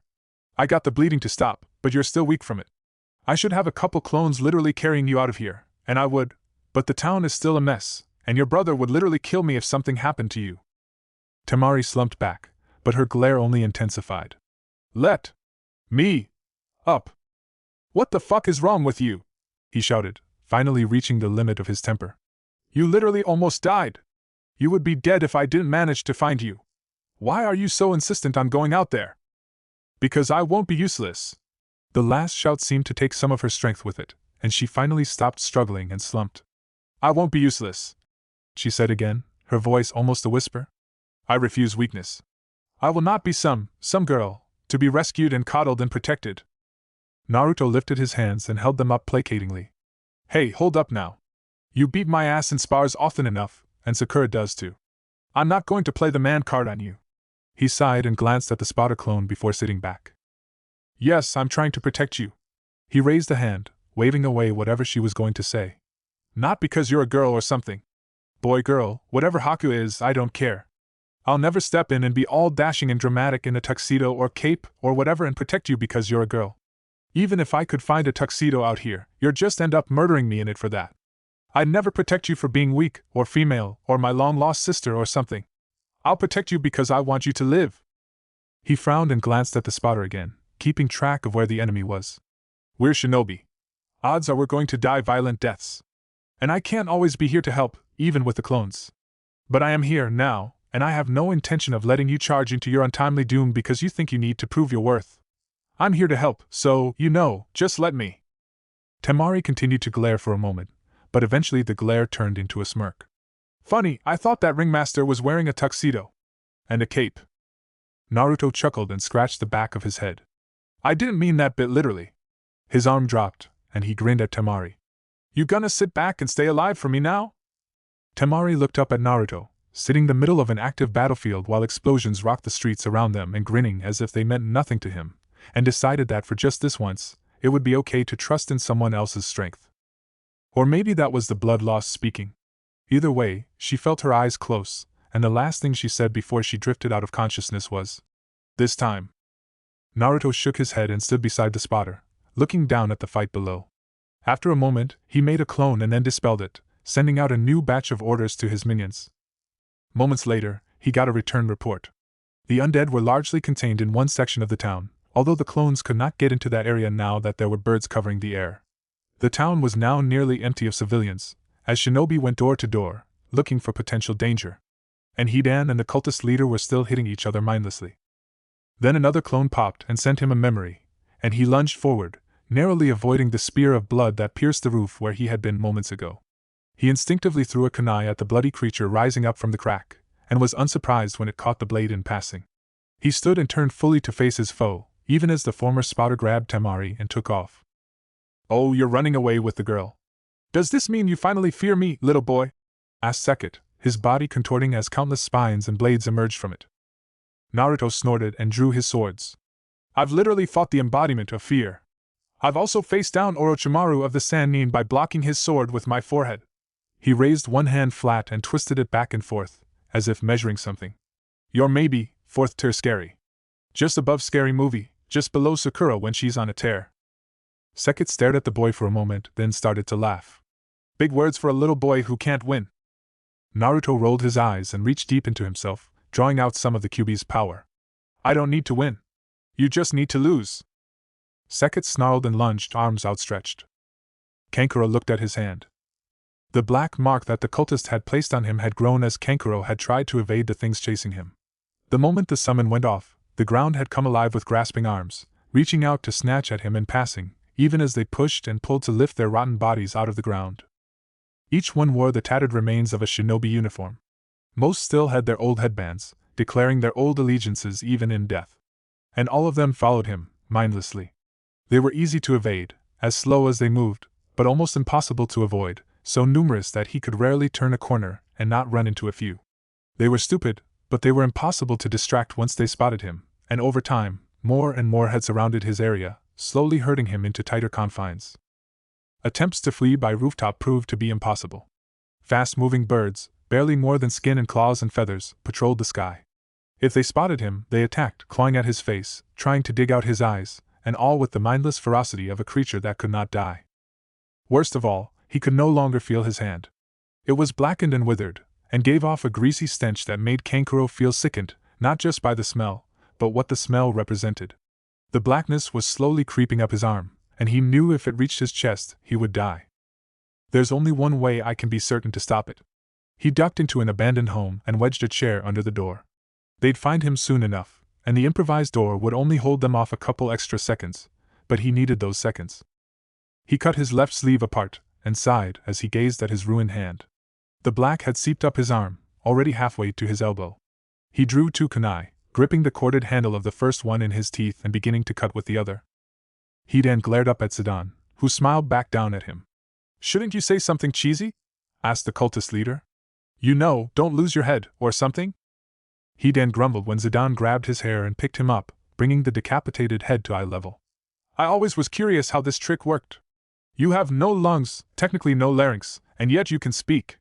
Zidane flipped Hidan's head over, glancing at the shorn neck and ignoring the continued cussing. "Well, it looks like you're technically immortal too," Zidane said, flipping Hidan back to look him in the eye. "Don't heal like me, takes a lot longer, but what do you expect from a fallen servant?"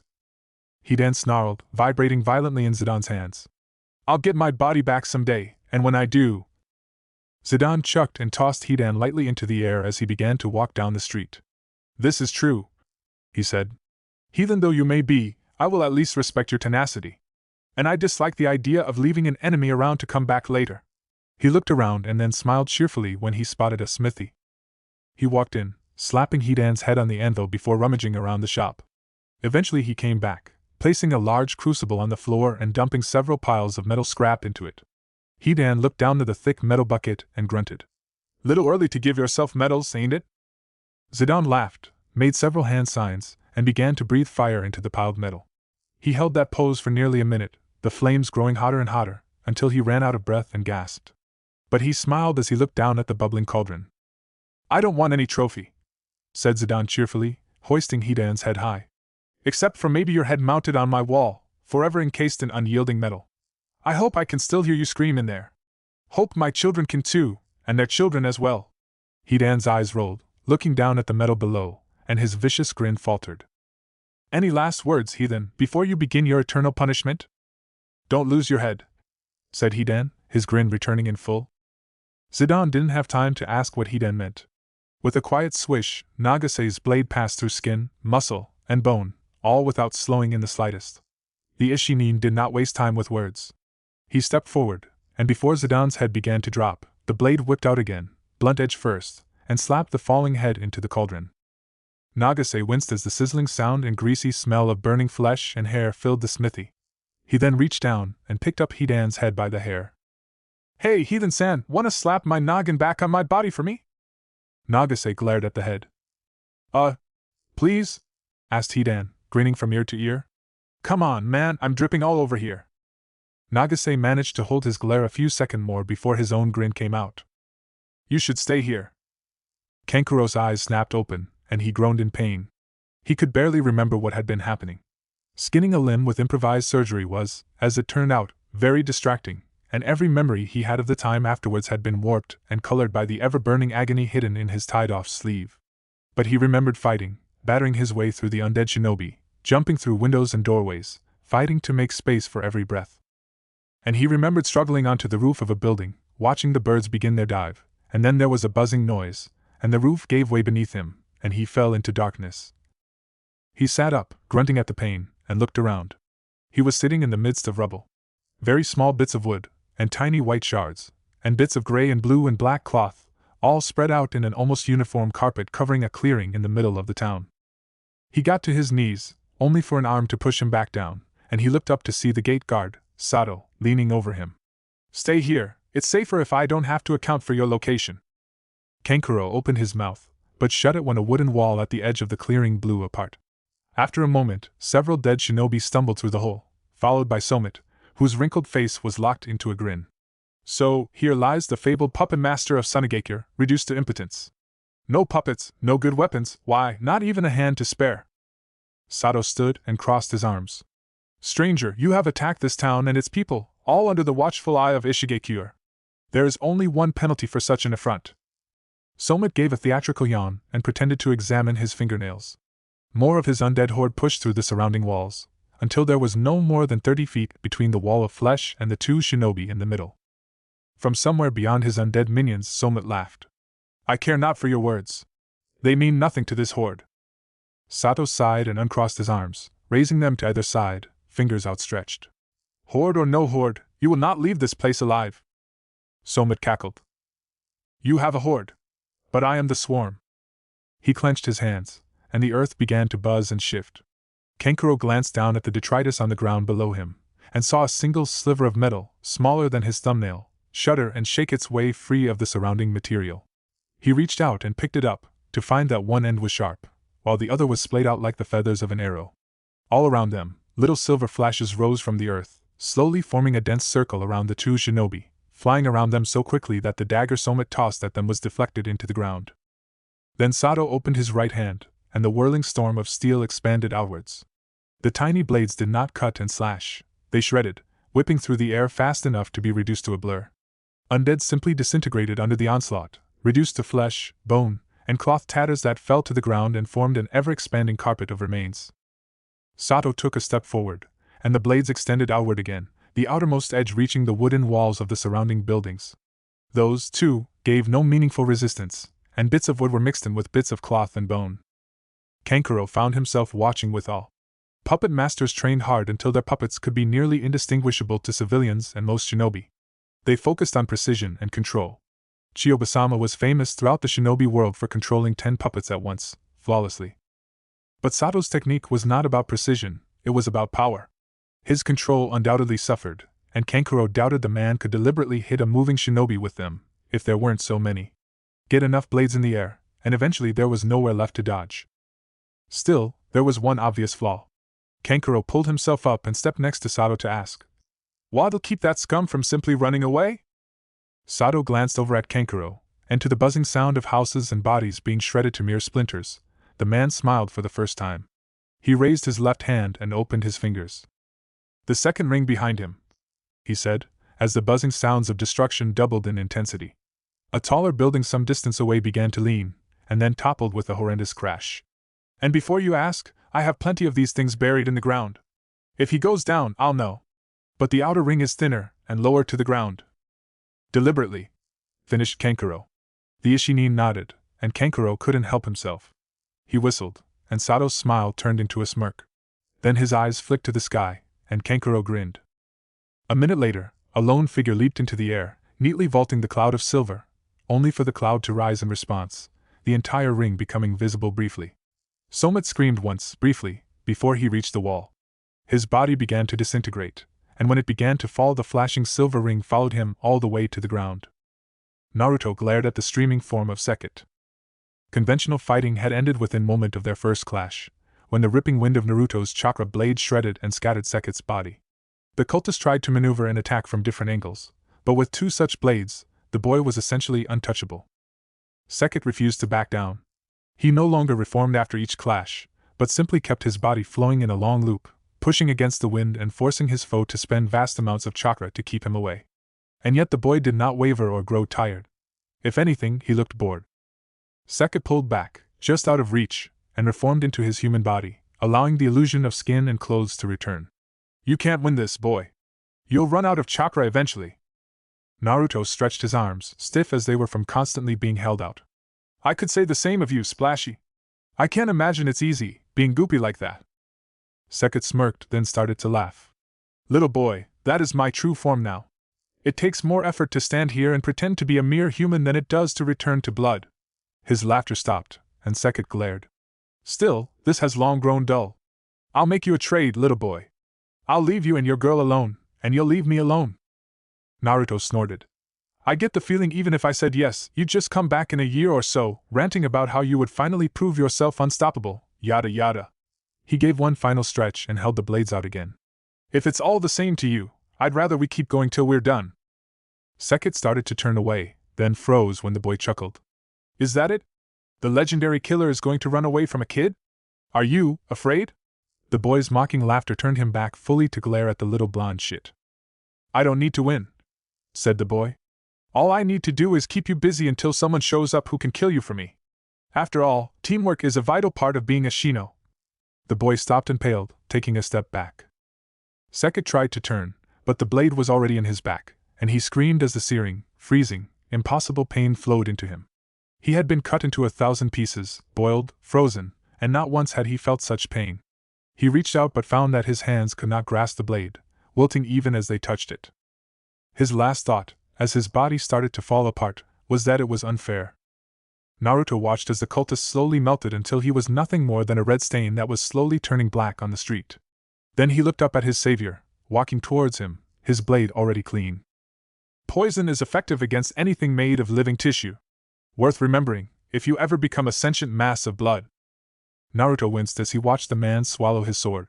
What are you doing here, Orochimaru? The snake Sannin grinned. I went for a walk. Naruto stared at the man, then started to shout. You went for a walk? You, Orochimaru of the Sannin, leader of Otogekure all the fuckway across the continent, ended up here at this tiny border town under the control of another secret village, at just the right time to kill an almost unkillable serial murderer, just because you wanted to go for a walk? Orochimaru paused for a moment, as if lost in thought, then stated walking forward. Naruto refused to back down, even if he kept his swords in hand, as the Sannin walked over, leaned down, and whispered in his ear. Don't tell anyone, but... Naruto waited a moment, then grit his teeth and grunted. But what? But the tea shop on the east side of town serves the best pickled eggs in the elemental nations. He stood and gave the flabbergasted genin a pat on the head before walking past. Do keep it to yourself, he said quietly. I hate waiting in line. Chapter 48, Civil Engineering no Jutsu. Naruto stood at attention, waiting quietly as the Ishigekure Council discussed his statements. After the battle had ended, Nagase and Sato had rounded up Naruto's team and Hidan and put them into, as Nagase put it, temporary custody. Naruto might have been inclined to resist and escape, but Temari was insensate, and Kankuro was already being whisked away for emergency surgery. Naruto had found himself in a small cell, under the watchful eye of Sato, who at least was willing to chat about the battle. Sure, it was probably more information gathering, but Naruto was bored and had nothing to hide in this case, so he indulged himself. His wait had been short, little more than an hour, before Nagase had arrived and ordered Naruto to appear before the Ishigekure Council to give a deposition. He'd explained the meeting at the restaurant, the suicide bomber, and what he knew about the various fights, excluding only that Orochimaru had eventually gotten involved, because even he understood what a political bomb that would be. And then, he stood still and waited. "This is absurd," shouted one man, old and wrinkled, his face made ugly with his sneer. "We lost several hundred civilians, several days' worth of trade, who knows how much in property damage, and there is talk of letting them all walk free?" A middle-aged woman, once fit but now growing plump, rolled her eyes. "As opposed to what, Sakata? Starting a war with Sunagakure when we imprison his children and his special guest?" She glanced at Naruto, almost approvingly, and he wondered how much she'd seen of the previous Chunin exam. "We'll only make things worse, for ourselves and the civilians in our charge." Sakata literally growled at the woman. "Better war than stand aside and let me trash our city and reputation. What will happen to our contracts when everyone decides we cannot defend ourselves or our charges?" "Excuse me," said Sato, glowering at the old man. "3 of our visitors were attacked without just cause by 3 self-proclaimed worshippers of a murderous death cult. All 3 had some sort of trick that made them either resistant to damage or technically unkillable. And were it not for these visitors, and this young man in particular, we would have lost a lot more.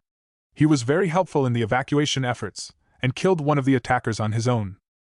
He was very helpful in blowing up 3rd Street, too." Sakata pointed a withered finger at Naruto. "Don't deny it.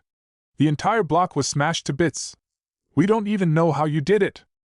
Sato stepped forward, his face now thunderous. "I point out that there is a circle with a radius on about 2 blocks that is currently flat because of my own efforts. Perhaps you want to point and shout at me?" Sakata paled and sat back.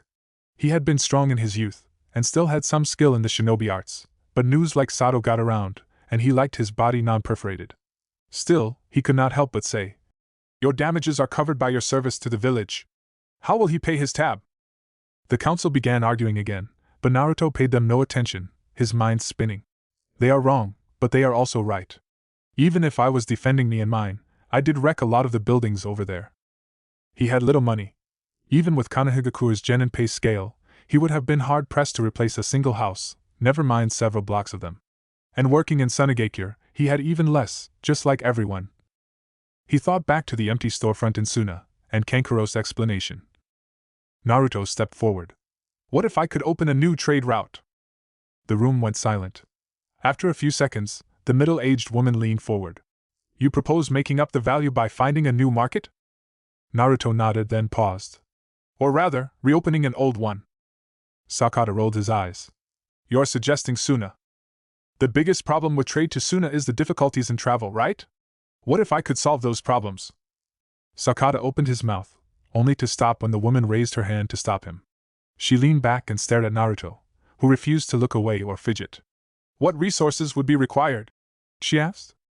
"Mori, you can't possibly." Sakata went quiet when her sharp glare was focused on him. "It costs us nothing to ask," said Mori, her voice calm. "If this might work, we stand to become the primary trading partner with a major hidden village, and if not, we're no worse off for the time spent considering it." She turned to Naruto and gave him a small smile. "What resources would you need?" Naruto thought for several moments. "I would need the aid of a shinobi skilled with earth jutsu. Food and water suitable for heavy labor in the desert for up to a month." He thought a moment more. "A tent would be useful." "That might be possible," Mori said. "What size work crew will we need to support? Anything more than a half-dozen workers will be problematic." Naruto shook his head. "No crew. Well, aside from that earth jutsu user, and I'll only need their aid for a few days before I start, to ensure my idea will work." Sakata stood, his chair tipping behind him with the force of his move, but Mori was right behind him and grabbed the back of his kimono, sending him sliding away from the table with a careful and none too gentile throw. "Sakato, your presence is no longer needed. Please remove yourself." Mori did not return to her seat until the grumbling Sakato left the chamber, glaring at Naruto the entire way. She sat down with a sigh and leaned back, her arms crossed. Naruto did not manage to keep the grin from sprouting on his face. "I am guessing you're the Ishikage then?" She waved a hand dismissively. "I am the leader of Ishigakure, but I do not claim the title of Kage, unlike certain infamous leaders. Others have tried to make safe passage to Suna." She gave the boy a smile. "But I have heard a few things and seen a tape of your performance in the last Chunin exam. If you think you have a way, I am willing to authorize expenditure for this attempt. Try not to make me look bad on this." Naruto gave a short bow, still grinning. A week later, Naruto stood at the edge of the road where the old trade route used to start. Behind him, Temari and Kankuro stood waiting, as were Nagase, Sato, and Mori. Naruto summoned 120 clones, who began to form a line leading into the desert. Each group of 5 stood 8 feet apart, and one from each group was dragging their feet through the sand, marking out rectangles 8 feet long and 7 feet thick. Eventually, one clone lined up with each square and made a series of hand seals before slapping the earth. In moments, almost as far as the eye could see, a series of earthen walls rose, each one 7 feet tall. On the top of each one, the clone that summoned the wall rose with it, and when it stopped growing, they vanished in a puff of smoke. At the base of each wall, one new clone stepped up, making the same hand seals. The new walls rose below the old ones, slightly to one side, which caused each of the old walls to topple forward, creating a path of stone through the desert. The new walls were dispelled, and those clones walked over the pathway, inspecting each wall section. When finished, they too vanished.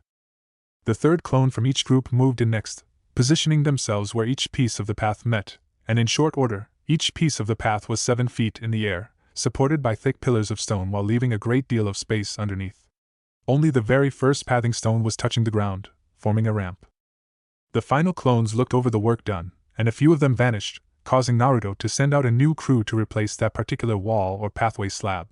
Meanwhile, a larger crew was summoning several successive walls near the ramp, forming it into crude but gentler slope. Eventually, all of the clones dispelled, and Naruto let out a sigh and sat down on the sand. Mori walked up and looked down at him. "That's actually fairly ingenious. We had considered such a thing before, but the manpower needed to build it was deemed infeasible." Naruto let out a tired chuckle. "That's me, Uzumaki Naruto, Konohagakure and Sasuke's #1 infeasible shinobi." Mori smirked and walked up the ramp to stand on the roadway, and after a few moments, Naruto pulled himself off the ground and moved to join her. "I am curious how far you planned this, Uzumaki. How will you keep the sand off?" Naruto shrugged and walked to the space between 2 pathway slabs, toeing the inch-wide gap. "I left enough space for sand to fall through here, and there are no walls to catch sand on either side.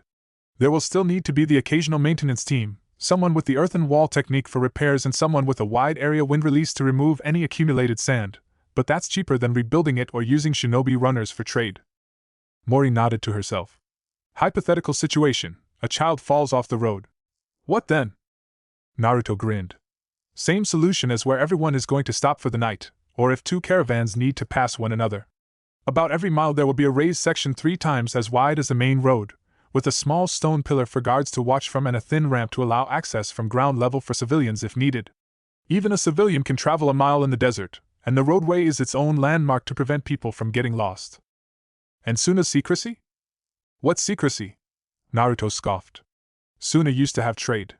And frankly, it's not that hard to find so much as hard to get to. And any enemy force taking the road to town will regret it, because I am guessing this thing will be trapped 3 ways to hell when it gets anywhere near the village. How long will you need to complete this?" Naruto thought on that one. "I honestly don't know. It depends how far I can get each day, or if I get injured somehow." Mori made a face at the idea of Naruto being injured while building the road, but soon she was smiling again. "I sent a messenger to Kazekage to make sure he's okay with this. Assuming no objection, I'd be glad to provide what you need to make this happen. Honored even." She gave the young man a pat on the shoulder. "Come, I have some paperwork to prepare, and you should enjoy civilization while you can." Temari found Naruto slurping noodles outside the wreckage of the restaurant they had met Hidan. Workers were swarming the area, pulling out whatever could be salvaged, and the owners were preparing food on the back of a cart. Naruto was watching the work, frowning slightly, from his place sitting on a large stone that was once part of the building's foundation. "I've never seen you stuffing your face and yet so unhappy," Temari said, smirking. Her smirk fell, however, when Naruto didn't object or snipe back, but just glanced down at the bowl. "They wouldn't let me pay," said Naruto, setting the bowl down carefully. "They have to rebuild the entire thing, they have to make food out of a cart, and they refuse to let me pay for my food." Temari nudged Naruto over and sat on the edge of the stone, her back to his. "And that bothers you?" He nodded. "They need the money. They need to rebuild. I didn't ask for free food, I just saw the cart and decided to order." Temari frowned. "You're really not used to gratitude, are you?" "No. Naruto, their folks don't see you as part of the destruction. They don't think of you as the guy who destroyed their homes and businesses and lives. They think of the swarm of clones who smashed summons by the hundreds and carried out wounded civilians. All this in spite of not being a member of this village." Naruto said nothing on that, and they sat in silence for several minutes until Temari nudged him with her shoulder. I'm no good at this shit, so, you were right, and I was wrong. She sighed and leaned back slightly. I've always been the princess of Suna, and I don't like it. It's why you piss me off so much with that name. Being told to retreat, to preserve my life over someone else's, is possibly the worst of that sort of treatment I can imagine. But you were right. So, thanks. You're welcome. They fell into a companionable silence, at least until Naruto started to slurp his noodles. Naruto, Kankuro, and Temari stood again at the edge of the demonstration path Naruto had made, looking out into the desert. Naruto and Temari were smiling slightly, but Kankuro was frowning in an exaggerated manner. I can't believe you get to go on light duty, and we have to go back to D-rank garbage. For a new member of Suna, you get all the cushy jobs. Right, cushy. Naruto snorted. Pushing my chakra as hard as I can each day, eating nothing but final resorts and drinking warm water, huddling in quick shelter for however long the damned sandstorms might last. Cushy. Tell you what, next time, I'll go do some D-ranks, you can build a highway. Temari smirked and gave Kankuro a swat in the back of the head. Don't be a dick, she said, smiling sharply at him. You and I both know we'll get a week off from active duty. Kankuro smiled at that. We'll need that time to write the all-encompassing report the Kazekage will require from us. His smile dropped. And a medical checkup, of course. Kankuro frowned. Temari laughed coldly at him, then turned to Naruto. We'll see you soon, hopefully. Be safe, okay? Naruto grinned cheerfully. I am sure I'll be fine. Yeah, I'll miss you too as well. The three genin turned to see Hidan standing behind them, arms crossed and grinning. Good news, he said cheerfully, as if he hadn't a care in the world. I prayed to Jashin this morning, and he sent a clear sign that Naruto won't be joining him in the afterlife anytime soon. Kankuro rolled his eyes and Naruto groaned and pressed his head into his hands. What signs would that be? Asked Temari, curious. Well, said Hidan. For one, I got the okay with Morisama and Raza-sama to accompany him into the desert as a bodyguard, so there's that. For another, that's what the entrails said, and they've never been wrong before. What entrails? Asked Naruto, going pale. That would be all he needed, his own little pet cultist killing random allies. Hidan looked offended at that. My own, of course. I always have what I need for a fortune, and I don't get people bitching over it. His voice took on a high falsetto. Who are you? Where is my wife? Whose guts are these all over the living room? He snorted at the look on the genin's face. What? I'm not a psycho. What good would a housewife's guts be for augury anyhow? Jashin would smite me for such a weak offering. Naruto set his fists on his hips and glared at Kankuro, who grinned sheepishly. Cushy, he said with a growl. Naruto's first full day of construction in the desert was an education. Naruto sat on the second stone tower, filling out a report to send back to Mori on his progress while Hidan pitched tents and started a fire. The full moon was more than bright enough to read and write by, never mind stand guard.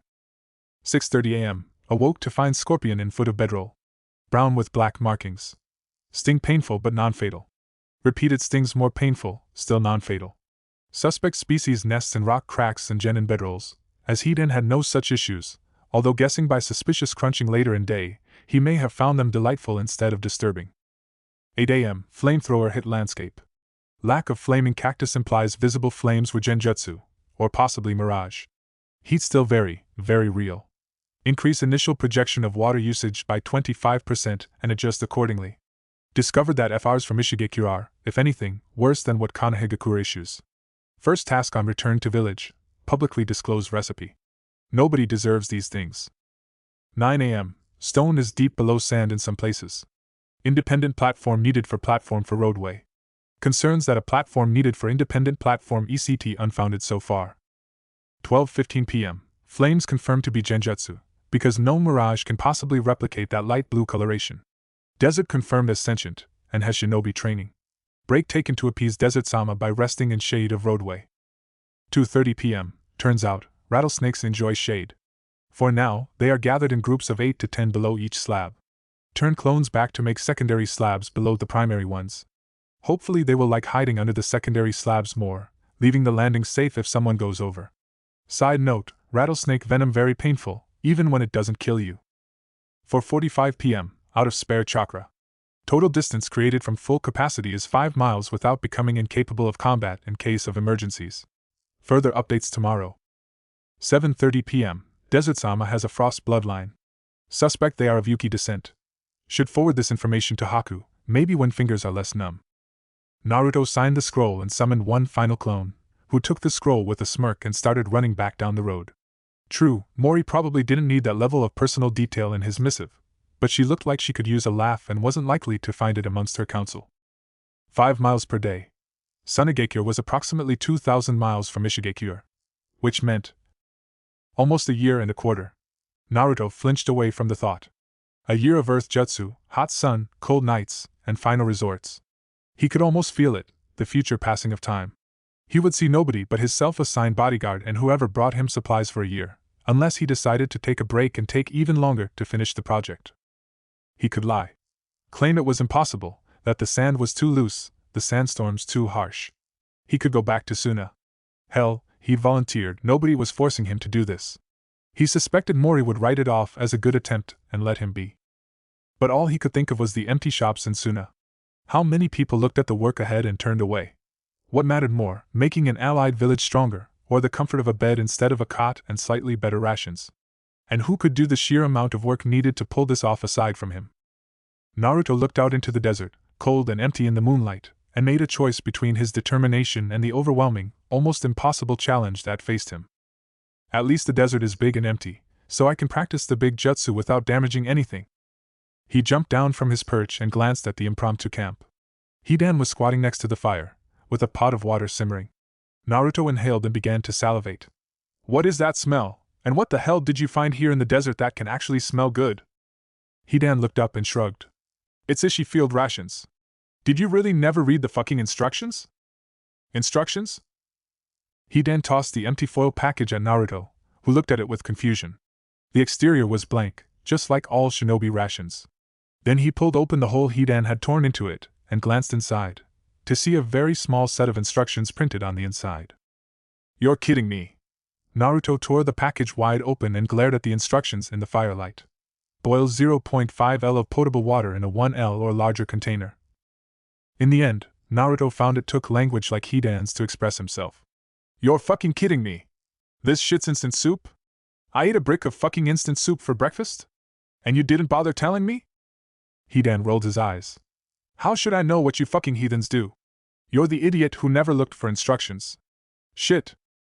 Naruto was ready to ask who would put instructions inside the packaging, and then realized that a shinobi would. Given a small package to secure and transport, Naruto figured someone like Kakashi or Sakura might hide it in a plain foil wrapper and place it with all the other totally unremarkable foil-wrapped goods. Hidan and Naruto ate in silence, Naruto marveling at an almost edible soup, and Hidan amazed at his traveling companion's stellar intellect between uproarious laughter over Naruto's breakfast. Eventually tiring of friendly abuse, Hidan yawned and crawled into his tent, flopping onto his bedroll without another word. Hey, what the hell, man? I worked all day. You want to give me a chance to sleep? Wah. Wake me in 3 hours, I'll take a longer shift for you. Naruto grumbled, then glanced off into the desert before hopping off the platform and stomping his way towards a rock outcropping he'd seen before setting up camp. He stopped just before he would step into the shadow cast by the moonlight, and crossed his arms. You may as well come out. I know you're there. His words were met only by silence, until a little patch of darkness detached itself from the shadows and stepped to the edge of the light to reveal Orochimaru. Naruto-kun, he said pleasantly, making no move to approach beyond revealing himself. Tell me, how did you, a mere genin, spot me? Naruto snorted. I didn't. The Sannin smiled. So how did you guess I was here? Maybe I just suspected you went for another walk? Orochimaru chuckled at that and kneeled in the sand. Fair enough. It is a pleasant night here in the desert. Cold but not bitter, bright but not blinding. A pleasant night for a stroll. Cut the bullshit, said Naruto. You're following me, or tracking me, or something. I want to know why. You could have abducted me when I was on the move to Suna. You would have killed me back in Ishi. You could subdue me and kill me here and now, and nobody would ever know. I talked with Jiraiya when he was training me, and I know a little about you. You never act without purpose. So why are you here? Orochimaru smiled and spread his arms in a shrug. To tell you a story, Naruto-kun. Naruto blinked, then laughed quietly and sat in the sand. Right, silly me, I expected something more appropriate to clandestine meetings between hypothetical foes. You know, the last person to tell me a story told me not to trust snakes. Orochimaru chuckled warmly from his place in the shadows. A fair suggestion, Naruto-kun. And it is about snakes that my story is about. Long ago and in a distant land, there was a garden. It was a huge garden, the garden of a great Raja, almost like our own feudal lords. It was a glorious garden, and as the Raja was to the men of his lands, the cobra of his garden was to the animals. All the garden's creatures bowed to the might of the Cobra King, and he ruled them justly. One day, however, the Raja's son walked through the garden and came across the Cobra King. I am the son of the Raja, he said. The creatures of the garden may bow to you, but even you must bow to me. The Cobra King dipped his head, as it was true that he owed his fealty to the Raja and his children, but he resented the imperious tone of the child, and in his anger, he bit the child. The boy fell dead, and the Cobra King thought nothing of it as he slithered away. The Raja was angry with the Cobra King when he heard what happened, and he sent his servants to beat the bushes and slay the snake. Among those servants was the man who kept the garden, and who knew the Cobra King well. When the gardener found his old friend, he begged the snake to flee, as he had no choice but to slay the killer of his lord's son. The Cobra King felt insulted, betrayed by his friend, and he lashed out and bit the man. He too fell dead, pleading till the last. One by one, the servants fell to the Cobra King's fangs. The Raja sent his soldiers into the garden, but they too fell. The Cobra King grew angrier and angrier, until no man could enter his garden and live. The garden grew, wild and untamed, and slaves soon began to flee or slay themselves rather than enter the Cobra King's land. The garden grew quiet as the humans abandoned it, and for years the Cobra King stewed in his righteous fury, alone and growing old. He came to miss the sound of running feet and laughing children. He remembered fondly the gardener who respected him. He even missed the imperious boy, who demanded no more than his due. The Cobra King discovered loneliness, and eventually, he left the empty and overgrown kingdom. He traveled for some time until he came across another garden. This garden was glorious as well, all the more so in the eyes of the Cobra King, who felt the loss of his peaceful home greatly. And in this garden, the Cobra King found another of his kind, ruling over it all just as he once had. The old Cobra King looked out to the garden, the wonderful, beautiful garden, and said to the young king the one thing he wished he had been told himself. Naruto waited for a moment before asking, "Well? What did the Cobra King say? You tell me." Orochimaru smiled and stood, dusting off his legs to the sound of Naruto huffing in frustration. "The story has no real ending, Naruto-san. The idea is for you to consider all that you know, and ask for yourself what the answer is." Orochimaru turned and began to walk into the desert, and he smiled to himself when the boy shouted after him. "That's it. You literally traveled miles and miles, left your own village to its own devices, slaughtered a nearly immortal opponent, and followed me into the desert, all to tell me a story that doesn't even have an ending?" Orochimaru waved as he walked away, and did his best not to start laughing as the genin behind him cursed in frustration. Naruto gave Hidan a swift kick, causing the man to curse. "Good job, bodyguard. I just had a nice talk with Orochimaru of the fucking Sannin." Hidan snorted as he sat up. "Quit your bitching, you're still alive. Shit, if I hear you correctly, I'd be more worried about packing lube, considering how much the snake guy seems to stalk you." Naruto flipped the laughing Jashinus the bird before he settled into his bedroll. He did his best to drift off to sleep, but found himself thinking about the story. If it was me in that garden, trying to warn the young Cobra King, he thought to himself, what would I say? Chapter 49. Unpleasant tasks are best faced forward. Haruno Sakura, applicant 1447VI1. The voice was dull, disinterested, completely monotone, the sort of voice one would expect sitting behind a desk, describing how your insurance does not cover the life-saving medication you need. Yes, a real pity, so sorry, but there it is. The fact that the voice belonged to someone who might well have the same power over life and death for her did little to help. Sakura kept her eyes shut. The entryway to the Tianai department was pitch dark as it was, a large maze built into a metal building designed to disorient anyone who tried to escape. At the end of the maze was an elevator leading deep into the earth, and lined entirely with metal, just like the entirety of the base itself. According to her sources, anyhow. She could second-guess all she had been told, but after a certain point you either walked away in fear or jumped in and hoped for the best. Only one such reaction would do here. "I have been ordered to be present at this room at this time. My applicant number is unknown to me." "I just told you it," said the voice, now slightly incredulous. "You told me a number that you want me to believe is my applicant number, sir," she said politely. "If there even is an application number, I do not presume that number is accurate. Until you sign the paperwork, your every moment in the building will be a test, not of your intellect or skill, but of your cunning." Sakura had not been idle in the past week. She read up on rules and procedures and theory. She asked family and family of friends for info. And she had very carefully grilled Kakashi for several hours on what he knew about TNI. The end result, after she collated her gathered information, was a series of rules she suspected would be vital to her application. Volunteer nothing, assume nothing, no matter how obvious. TNI was a place where information became a form of currency, and like anyone who handled money for a living, you never paid anyone if you could help it. Stand by, said the voice in the darkness. She did not respond, but she did react. She spread her fingers out slightly behind her back as she stood at attention, sending out several thin strands of chakra from them. They looped around her, forming a fine mesh screen, giving her a tactile sense of her surroundings that did not rely on mere light.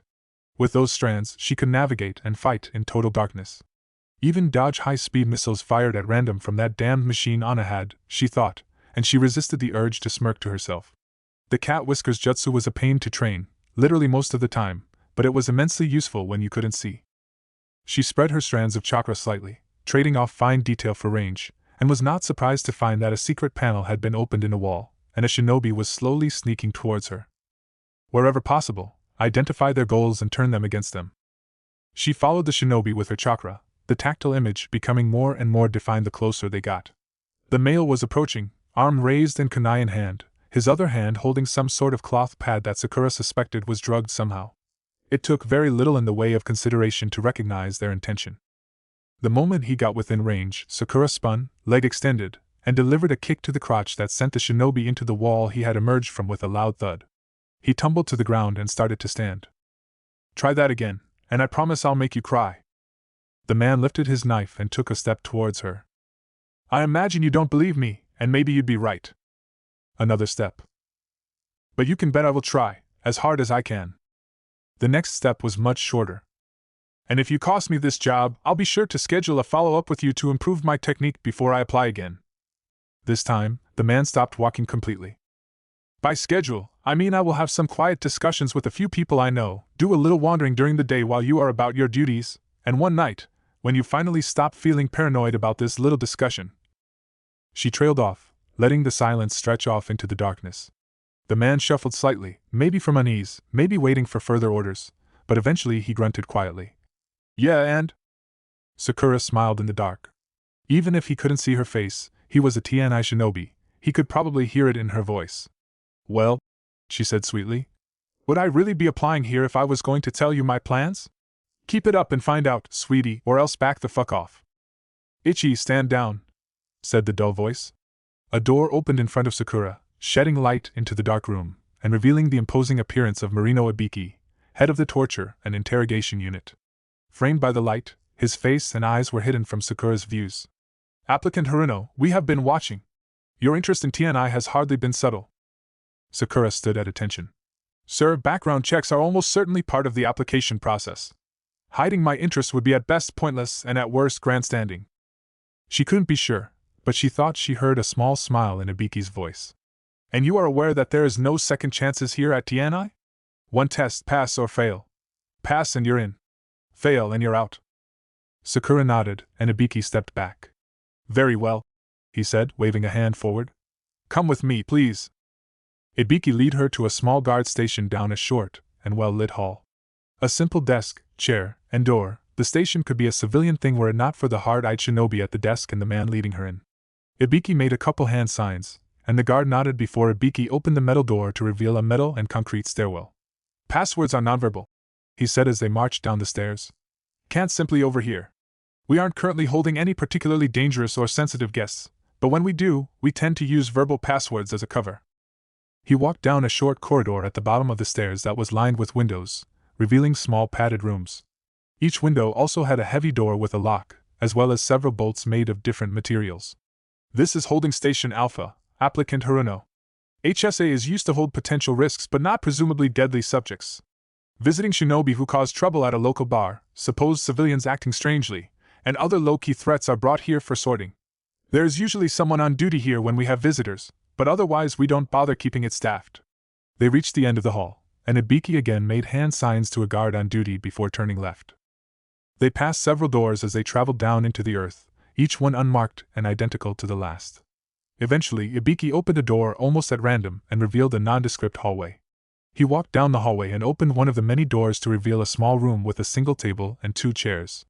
Have a seat, applicant Haruno. I have a few things to attend to. Do as you see fit while you wait, but do not leave this room until I return. He gave her a smile that was all teeth. To date, 12 candidates have seen things beyond their clearance during their application process. All but 1 were immediately failed. He nodded sternly at her and left without another word, shutting the door with a click. Sakura did not relax. There was a large section of the wall to one side of the table that was made of reflective glass, which meant it was almost certainly an observation window. As this was the TNI base of operations, she doubted that window was the only means of observation in this room. So she sat quietly and waited. The door opened and closed 4 more times before she felt someone enter under a well-performed stealth jutsu. As she remained sitting, showing no outward sign of notice, the invisible figure stepped around her. It circled her several times, never once coming within arm's reach, before they began to head for the door again. I was under the impression the test would be harder than sitting unmoving in a room, she said blandly. The intruder halted for a moment, then without a sound, the door opened, and the figure left, leaving the door wide open. She waited quietly for several minutes before a speaker in the ceiling crackled, and Ibiki said, Sakura, 3 doors to the left. Proceed. Knock 3 times before entering. Sakura didn't move. After a few moments, Ibiki walked through the doorway with a cheerful grin. Nicely done, Sakura. A lot of applicants fail at that part, they get too curious for their own good. Come with me for the next part of the test. Sakura gave Ibiki a slow look, from head to toe, and did not move. You're not Marino-san. The smile vanished.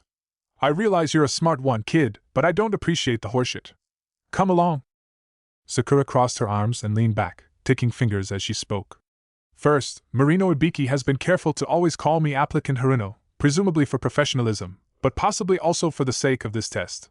Second, there is no way I walked into this building without being paranoid enough to notice that Ibiki probably does not smile much while on duty, never mind a shit-eating grin like that. Your presentation is far too emotional. Third, your gait is off. Ibiki seems to walk with a firm but slightly stiff gait, while you walk quietly as if stealth is a habit. Finally, and I can't believe I need to tell you this. She smirked at the imposter. But you got his feet wrong. Ibiki was wearing open-toe black sandals with gray leg wraps, not gray sandals with black leg wraps. I'm assuming that was part of the testing procedure, and not incompetence, right? She thought for a moment, tilting her head to one side, and decided to go for broke. Kakashi? The imposter slumped and looked at the glass.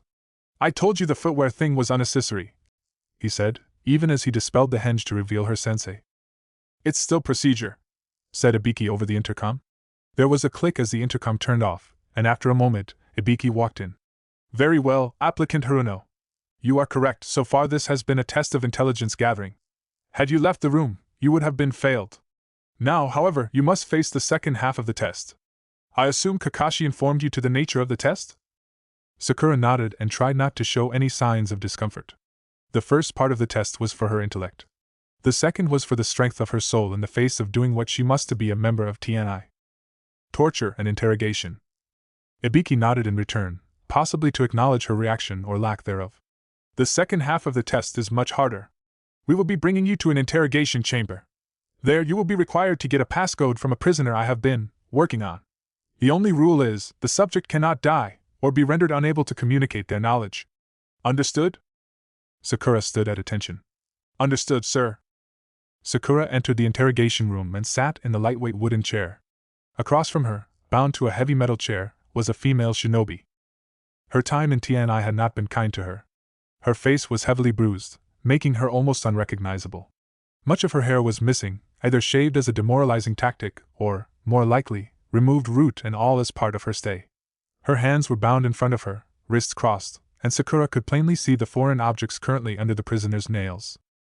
More telling, and disturbing, was how the prisoner held herself awkwardly, as if nursing bodily pains including some very deep wounds. Sakura felt sickened at the idea that the interrogators had penetrated the captive, body and soul, in their quest to break this woman. But she was the trainee, not the main interrogator, and it was not her place to judge their methods, yet. Sakura could see no way to hurt the captive worse than the other interrogations had, not physically, but her research had indicated that physical torture was not the greatest weapon to use against a captive. Pain could only be dished out in small amounts, or else the subject would go mad or grow desensitized to it. The goal of such actions, of the pain and the solitary confinement and the mind games, was to make the captive realize one all-important fact, that they were powerless, and the only way to end their suffering would be to give in. After a moment's thought, Sakura leaned forward and whispered quietly into the captive's least damaged ear. Do not react to anything I say. My name is Sakura, and I'm new here. I see what they've done to you, and it's wrong. She artfully choked on that last word, letting a little disgust and fear enter her voice. I can't do anything right now. You're part of my training, and I have to get a passcode from you. I can't pass if I don't get it. The captive shifted slightly and growled. So what? She coughed and licked dry lips. What do I care, for your shitty little job? Sakura slapped the woman, a hard slap on a cut on her cheek, then leaned in again. I can't help you if I can't work here. Give me the passcode, and I can start working my way into this place. Eventually, they'll have to give me some keys. Bullshit, said the captive, spitting blood at Sakura. Why should I trust you to help me? You'll have your cushy little job, and I'll be dead. They still need to verify the info I get, which means they can't just kill you. Konohagakure's TNI unit is infamous for a reason. They always get their info eventually, because they will take weeks, months, even years if needed to get it. It's not a question of what can you lose by trusting me, because you lose nothing but even more suffering. It's a question of what you might gain. More freedom. Less rape. Time to rest and heal in a cell, and maybe a chance at escape. The prisoner cracked one bleary, bloodshot eye and glared at Sakura, who sat back quietly and waited. After nearly a minute, the prisoner bowed her head. The password is JIN09L02. Sakura resisted the urge to scoff. There was no way they'd give her the code so quickly. She leaned forward again, and let a little steel creep into her voice. You realize that a false code will do neither of us any good. They will verify this. I can't save you if you don't cooperate fully. The captive sat up and stared at Sakura, then started to laugh. She turned to the one-way mirror and, between chuckles, said, Hey, that's a new one, Ibiki. I think she's a keeper. The intercom crackled, and Ibiki's voice was cold and flat when he replied. You're not supposed to break character. Sakura's eyes widened as the subject stood up, her bindings dropping to the floor with a clatter. The prisoner lunged, then yelped when Sakura slashed her across the palm of her outstretched hand with a kunai she had been hiding in her hands. Fuck, that's a bit much, isn't it?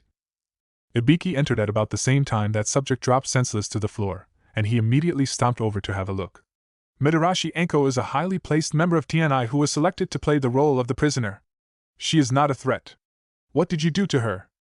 Sakura stood at attention and held her kunai out, grip first, for inspection. Paralytic, sir. Fast working but short term. No more than 10 minutes. Ibiki snorted, and with barely a grunt he tossed Enko's senseless form over his shoulder like a bag of wheat. Walk with me, applicant Haruno, he said, marching out the door. Tell me, he said as he walked down the hall. What was the purpose of that test? Sakura shrugged. I am uncertain, to be honest. I suspected it was staged, because nobody would take an untrained applicant and put them to work on something like this. I was actually concerned it was going to turn into a test of my willingness to do as ordered, no matter what. Ibiki laughed, loud and bright, and Sakura stumbled slightly when he brought one hand down on her shoulder. Quite the opposite, in fact. His smile faded slightly as he stopped and turned to face her. Sakura, any number of shinobi have applied to work here. There is a trait that everyone assumes we want in TNI, and yet runs counter to our goals. It is a trait that our final test is designed to weed out, and you don't have it, but everyone thinks those of us in TNI do, and we cultivate that ignorance and reputation as a tool. What is that trait? Sakura looked up into his big, scarred face, the vague look of cold judgment he seemed to default to when he wasn't smiling. She thought about his reputation, Marino Ibiki, head torturer of Konohagakure. What would a random outsider assume of him? What would they assume of her if she was accepted into TNI? Sadism, she said quietly. Sadism, replied Ibiki with a nod, his face unmoving. Here at TNI, we do not employ sadists for damn good reason. This is not a game. This is not fun. In the darkness of our little nest, we torture, maim, and kill people we have rendered helpless and hopeless for the good of our village. Our goal is not to spread mindless suffering. Our goal is to get important information through whatever means we must. We sacrifice our morals, our honor, and our reputations to get the Hokage vital information, and the only thing we should ever feel when we hurt a captive is hope that they will give up and accept the inevitable. He knelt with a grunt, setting Enko on the floor gently, and Sakura was surprised to realize that even kneeling so, his eyes were even with hers. You will lose sleep, Sakura. You will lay your head down at your normal, humdrum home, close your eyes, and see the horrors you have inflicted. You will get up the next day, nod to your friends as they pass you by, and then walk into work and inflict even more horrors.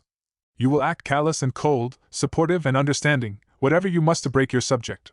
You will make promises you never intend to keep, swear oaths that would make you sick.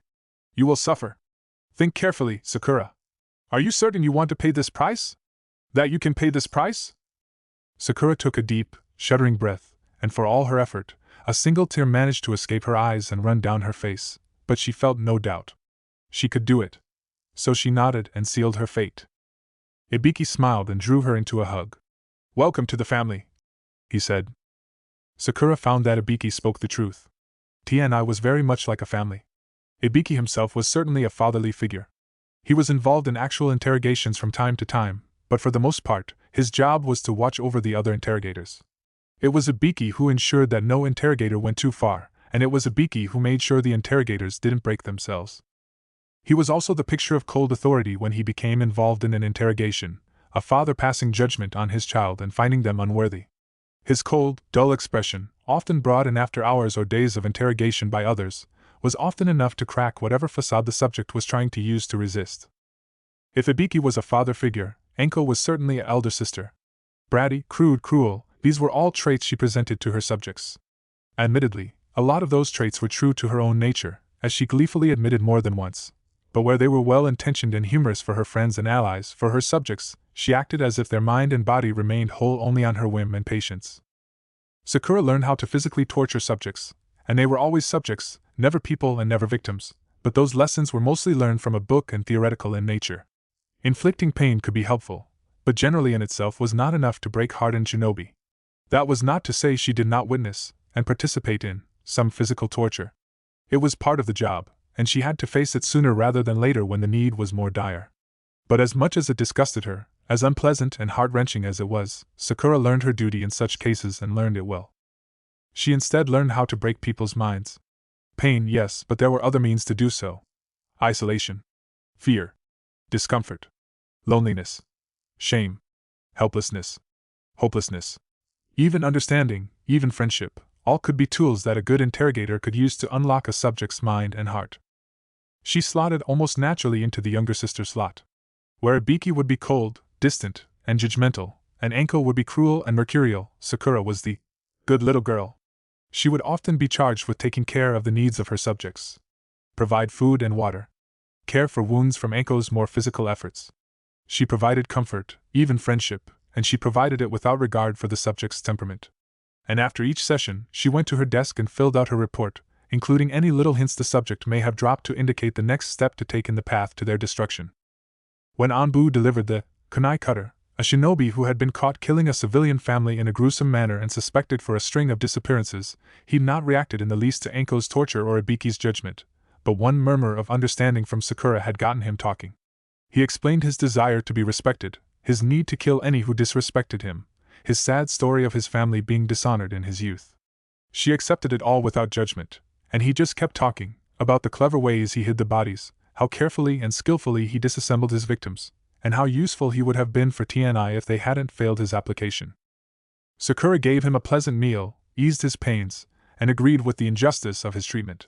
She took notes on a letter he wanted to send to the Hokage, swearing on his reformation and renewing his pledge of service. She delivered her report to Ibiki afterwards, and managed to almost make it to the bathroom before she got sick on the floor.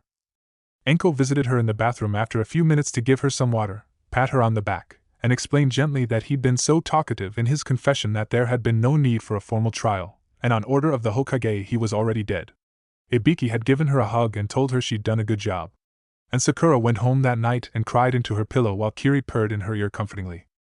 The next day, she got up, pulled herself together, and went to work, much to the surprise of both of her superiors. Ibiki offered to grant her a day off, as they had little to do but paperwork, but she declined. There was work to be done, and every part she did was that much less the others had to. They were family.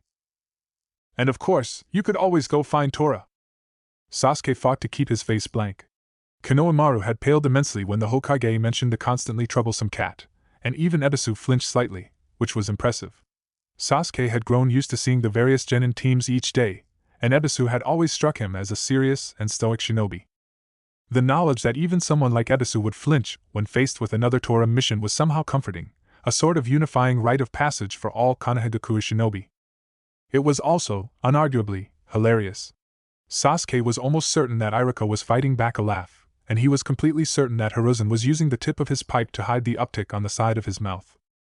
"Yes," said the Hokage, handing over a scroll. "I think another day of Torah will do your team good, Ebisu. Good luck." Team Ebisu stood at attention, except for Konohamaru, who crossed his arms and glared until Ebisu swatted the back of his head, to which Iruka almost broke character with a chuckle. The moment the genin left, Iruka's indifferent mask broke and he snorted. "That's what, third time this week, Hokage-sama?" Hiruzen nodded, allowing himself to smile as well as he shuffled through his paperwork. "I can't help but notice that we get even more Torah missions than I recall from your early days, Sasuke. I am quite curious if that has something to do with Miss Haruno and her summons." Sasuke smirked. "She might have something to do with it. Torah was already halfway to shinobi status when we first started chasing her. I would not be surprised if Kiri gave that cat some tips." Hiruzen chuckled at that. "Were she not so focused on Tianai, I'd send her to you, Iruka. I've never seen a genin do so much to teach others how to be shinobi, even if her intent might be more malicious than normal. Can you add a commendation to her file when you have a moment, Iruka? Direct improvement on training quality of D-rank missions, that should work." Iruka nodded to himself and made a note on his clipboard. "I think that's it for the genin teams.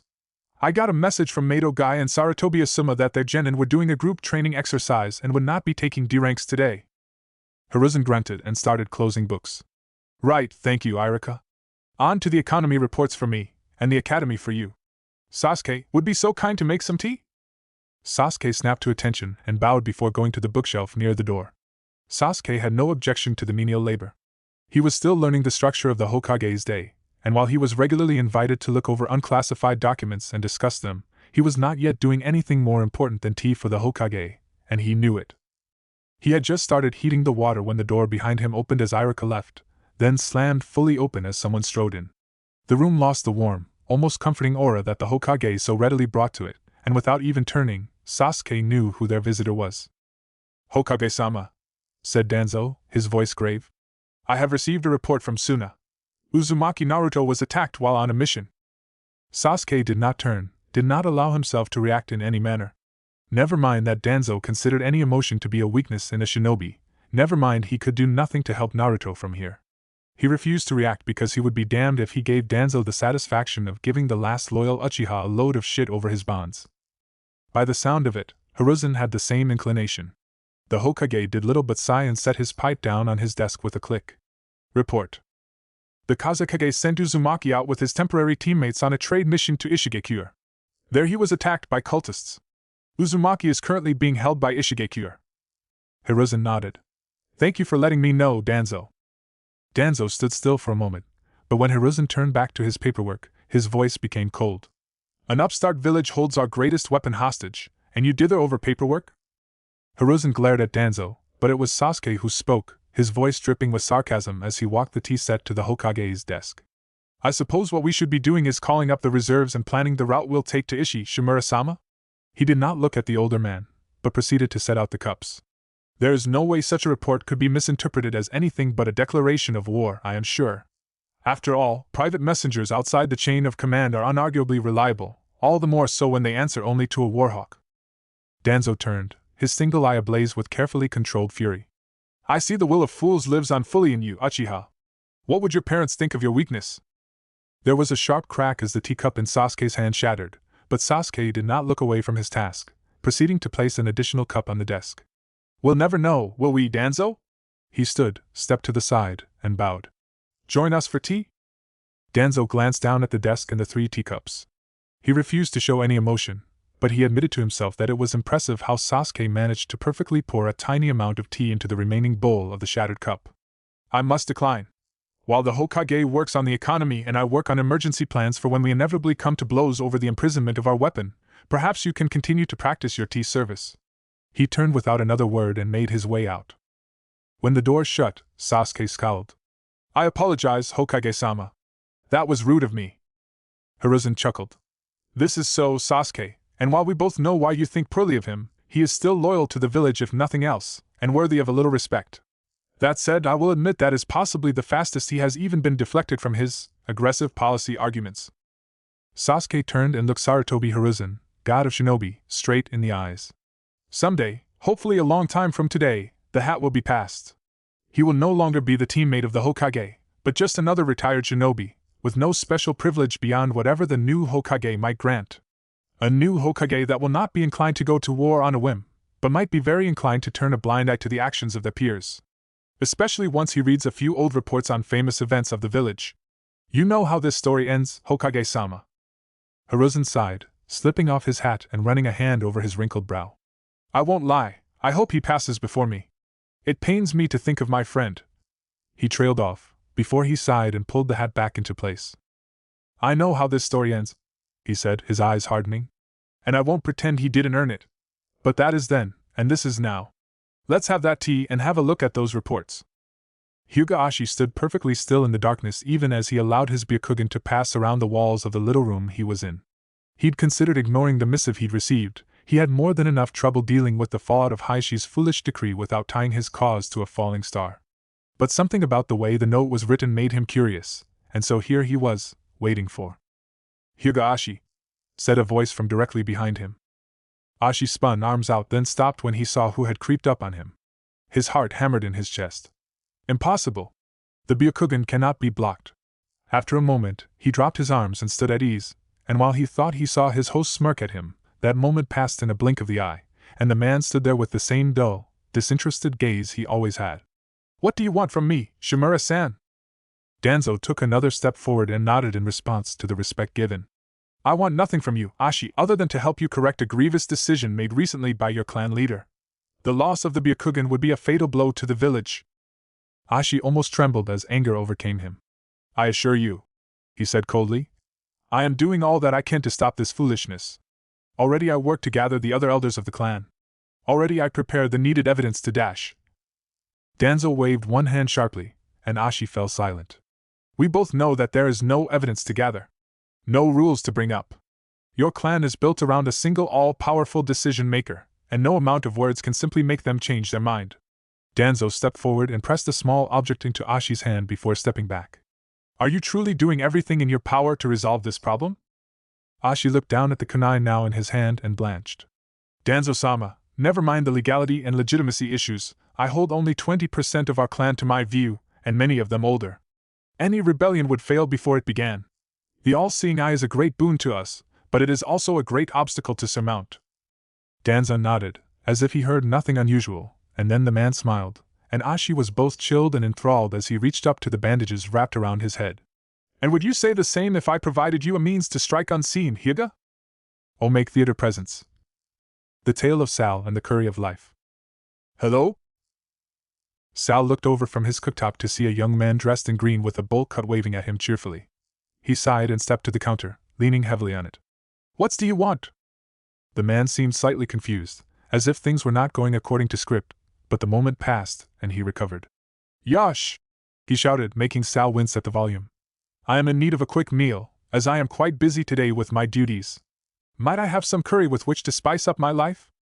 Sal stared at the man with open disgust. What volume? What manners? What youth? Even as a kid, Sal never had anywhere near the energy and youthful innocence of this strange man, and he wanted nothing more to do with it. Sure, he grumbled, moving back to the cooktop and looking over his spice rack. You want some spice, yeah? The green man nodded, and Sal gave him a big, dishonest smile as he opened up the cumin pot. 1 tablespoon per serving, he thought to himself. Wait, did I say tablespoon? Oh, my bads. He grabbed one of the big wooden spoons he used for the big pot, and scooped a decent pile of the stuff into a bowl before placing it in a paper carry-out box. Hey race you goes, 1 curry of life. Enjoy. The man bowed politely enough, paid with a generous tip before he dashed off with curry bowl in hand, and Sal thought nothing more about the annoying man until he returned the next day, bowl in hand and his eyes wide. No refunds, said Sal curtly.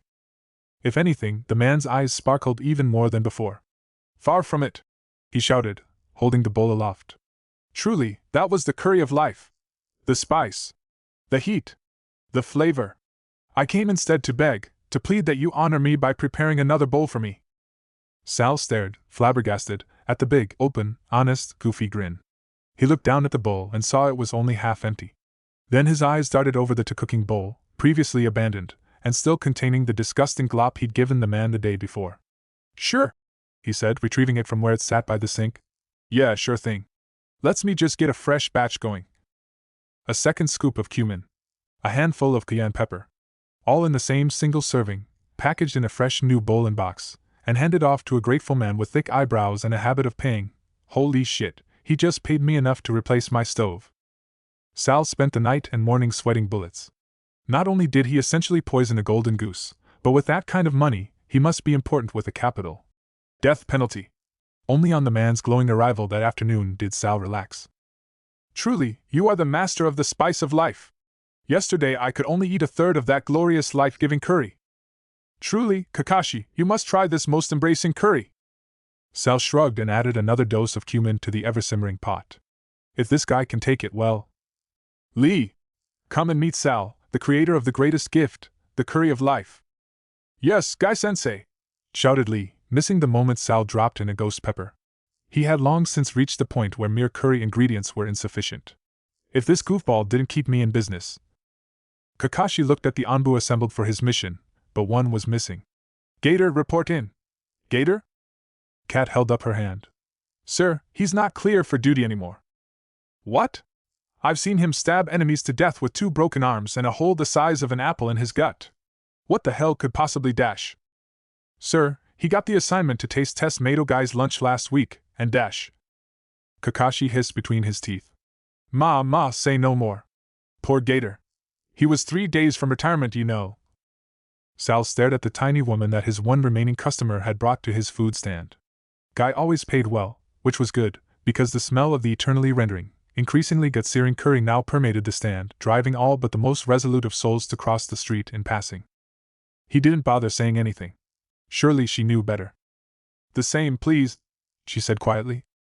Sal bit back a sigh and dumped a bit more cumin in. The cumin levels had gone down in the last few weeks, so he figured now would be the time to replenish. He dropped the 2 bowls of curry on the counter and waited for the screaming to start. Sal stared at the 2 bowls on his counter. Fuck, he thought numbly. There's 2s of them now. Chapter 50, Part 1 Interlude. The pre-hiatus end. Once, there was a man. He was not a good man, nor a kind man.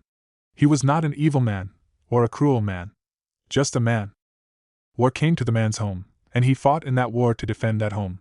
But war is a cruel thing, and has a habit of turning men cruel in its process. The man became cruel, and began to do cruel things.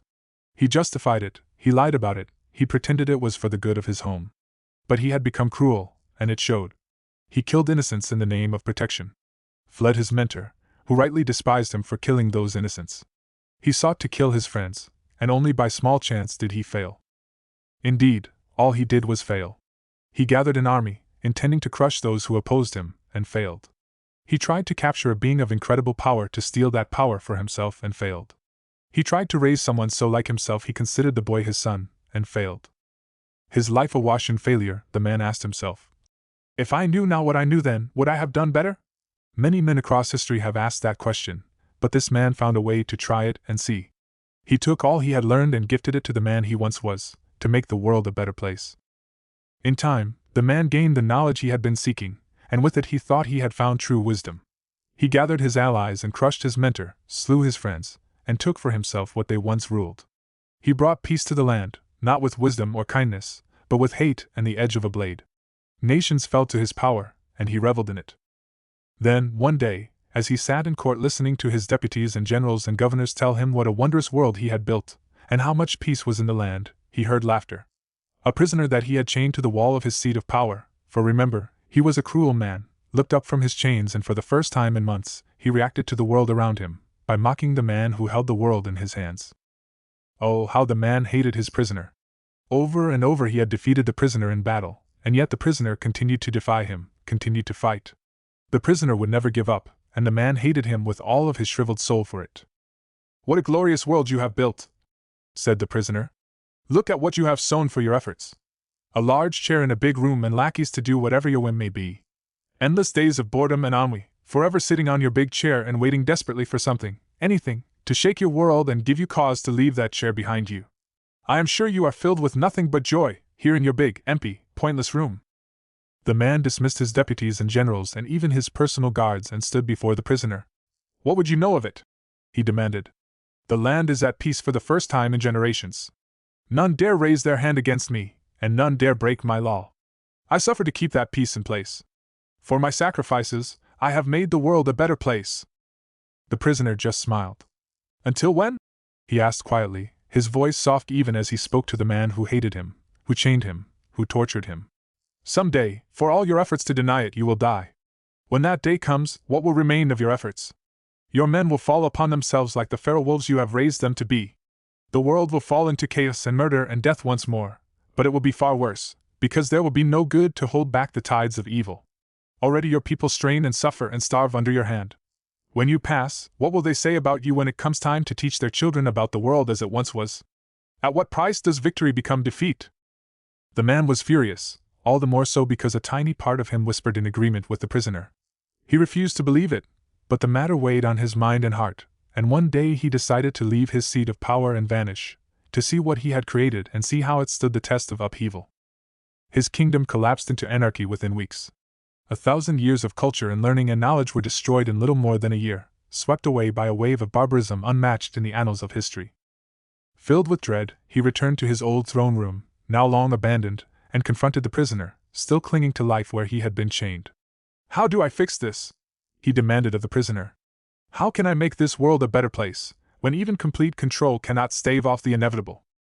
The prisoner smiled, took a deep breath, and died. The man, broken, looked out over the world of his creation. He knew he could give himself the knowledge he had earned in this life to another, and this world need never exist except for in his memories. But it meant abandoning all he had fought and bled and killed for. And he realized that the price of victory was far too high. Again, he gifted his knowledge to himself of the past. He watched the other leaders of the world, and their generals and governors and lackeys, their inheritors and successors, and he realized that all were lacking. All would fail. Except for the prisoner. The man rebelled, mind and soul. He tried, again and again, over and over, desperately trying to deny what he already knew. And as the failures and memories mounted, he realized that only one person could lead the world into a new and glorious era of peace, and it was the prisoner. Only the prisoner gained the respect and power needed to make the world a better place. He took the guise of the prisoner and rose into power, using the same methods he had used before, and discovered that the problem with his rule was not his subjects, but himself, for the man had been cruel for so long that it stained his every act and thought. He was not an all-powerful, all-knowing being. He was just a man. He gifted his memories again, and simply watched, and the prisoner in due time came to rule, and his rule was just. But the prisoner himself suffered, having lost all he valued, and the man realized that the prisoner had been wronged just as greatly by the world as he himself had been. But the prisoner never wavered, never gave in, never became cruel. He suffered, but he never let his suffering taint the world he had risen to glory. And then the man made a final resolve, to aid the prisoner he hated so deeply. To try, however often he must, to bring the world and the prisoner to the greatest possible outcome. He found purpose, for only he could gift himself the knowledge and wisdom needed to provide that aid. But he soon discovered a flaw in his plans. Simply telling people the truth was rarely effective. He was met with suspicion and disbelief, and no amount of effort could overcome what the world already knew, that he was a cruel man. So, he decided that if he could not teach through facts and figures, then he could teach through guided thoughts and careful words, to teach without anyone knowing his goal. He taught himself to tell stories. Chapter 51, Part 2 begins now. Believe it! 4 years later. Naruto set his bowl down with a happy sigh. Even though he'd been stationed in the village for years now, his massive desert highway long finished, he never forgot what it was like to live in the desert, far from the comforts of civilization, such as beds, shade, and ramen. Anything else, Uzumaki-san? Asked Emi. He shook his head and gave her a smile, while he dug out his wallet. Emi had come from Ishi after the highway had been finished, and she brought with her actual, blessed, fresh ramen. Nothing could top Ichiraka ramen, but Emi had come the closest he'd ever found, and it was still better than cup ramen. Emi still tried to give him free food. She'd come to Suna because the competition back in Ishi had been tough, and she felt that establishing herself in a new market would give her a competitive advantage, along with some outside investment to get her initial equipment. She had been correct, and Takara Emi's Ramen Plus had become one of the more popular eateries in Suna. Naruto settled his bill and gave her a final wave before he stepped out of the shop and directly into an immovable wall of muscle. Uzumaki. Naruto grinned at his teacher. What's up, Sandpair? Zabuza grunted, although with as much good humor as his nature permitted. You've gotten good at making your clones convincing. Took me a few hours to notice that you weren't at the training ground. Naruto rolled his eyes and stepped around Zabuza. And I told you, today was an actual day off. As in, I'm not doing shit. No jobs, no training. I only sent the clones because I knew this would have happened hours ago if I didn't, and I wanted to have a solid meal in me before I had to kick your ass so I could go back to not doing anything. He glanced around. Come to think of it, where the fuck is Hidan? Zabuza shrugged. I think he's back home. Was up late ripping his own guts out to check the weather, I think. Hot and sunny, Naruto deadpanned. Zabuza and Hidan had instantly hit it off when they met. A sadistic killer with a love of artful murder and a sadistic cultist who could not really be killed. They'd fought for hours before Zabuza had brought Hidan's head into a bar for a drink, and that was that. They now shared a small apartment in the subsidized area for active shinobi, terrorizing and horrifying their neighbors. Being assigned to live on the same floor as them was viewed as either a punishment or a test of nerve by most of the shinobi of the village. Naruto half suspected they were more than just roommates, but well, how do you ask that sort of question with someone like Zabuza or Hidan? Better to let things be and just try to avoid the bloodshed, he felt. Naruto was about to choose a training ground to mop with Zabuza's face when he caught sight of one of his favorite distractions approaching. Temari! How's my favorite ass-kicking ninja princess? Said ass-kicking ninja princess promptly slapped Naruto in the gut with her fan, doubling him over it with a grunt. Added a few more blades? He asked, trying to resist as his feet slowly slid in the dirt. On the other side of the fan, Temari grinned and pushed harder. Damn right, she said before suddenly stepping back and taking her fan with her.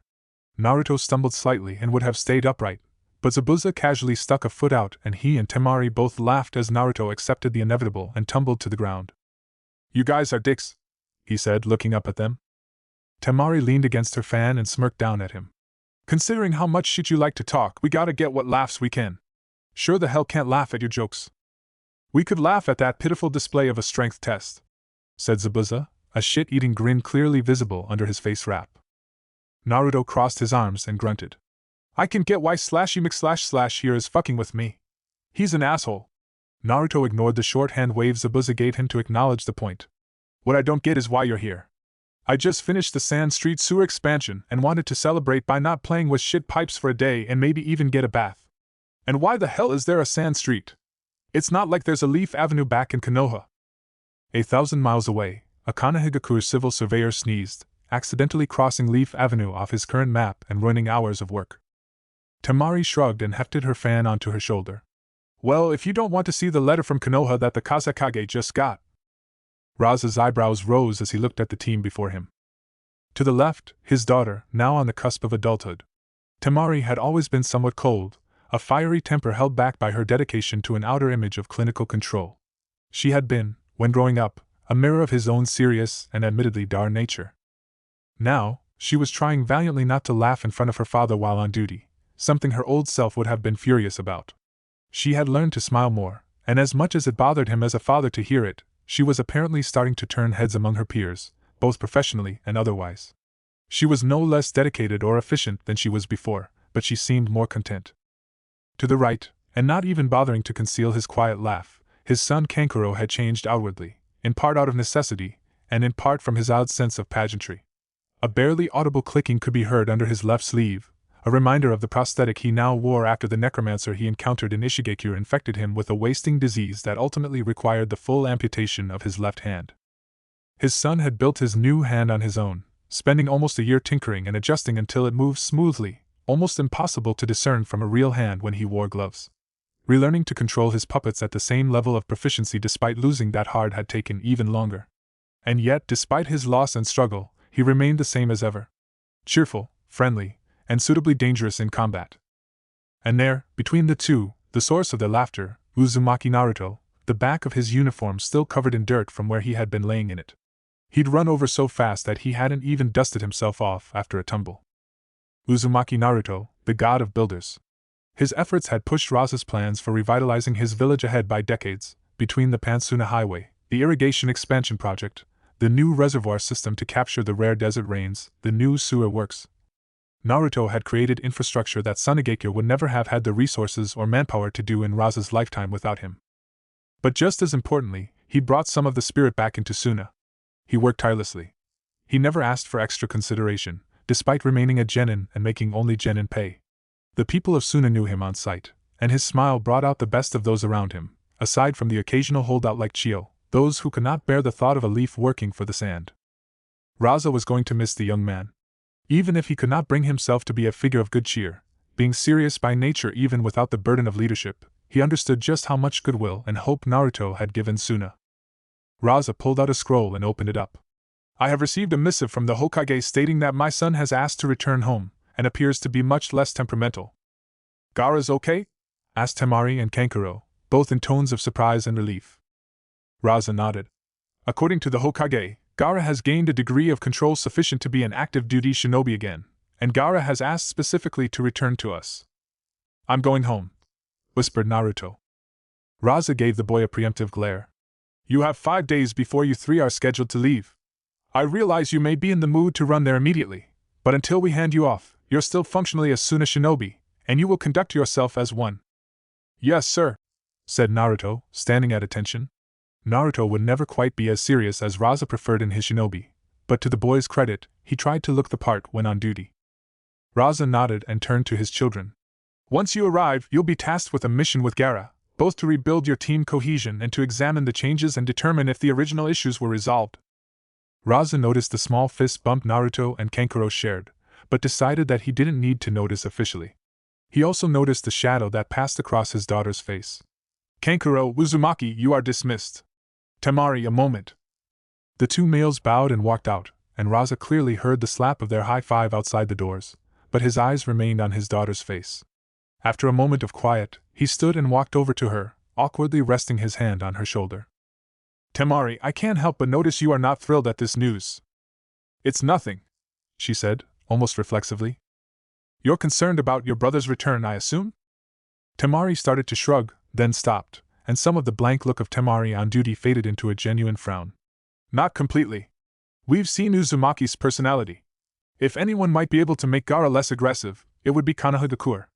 And callous as it sounds, you need to know how stable and how loyal our brother might or might not be. Even if they are allies, it is best to be careful. Kankuro and I are clearly the best choice for that observation. Raza nodded, and sadly suspected he now knew where the real issue was, if not with Gaara. And you're unhappy to be losing young Uzumaki, he said. Her face reddened slightly, but she clenched her jaw and said nothing.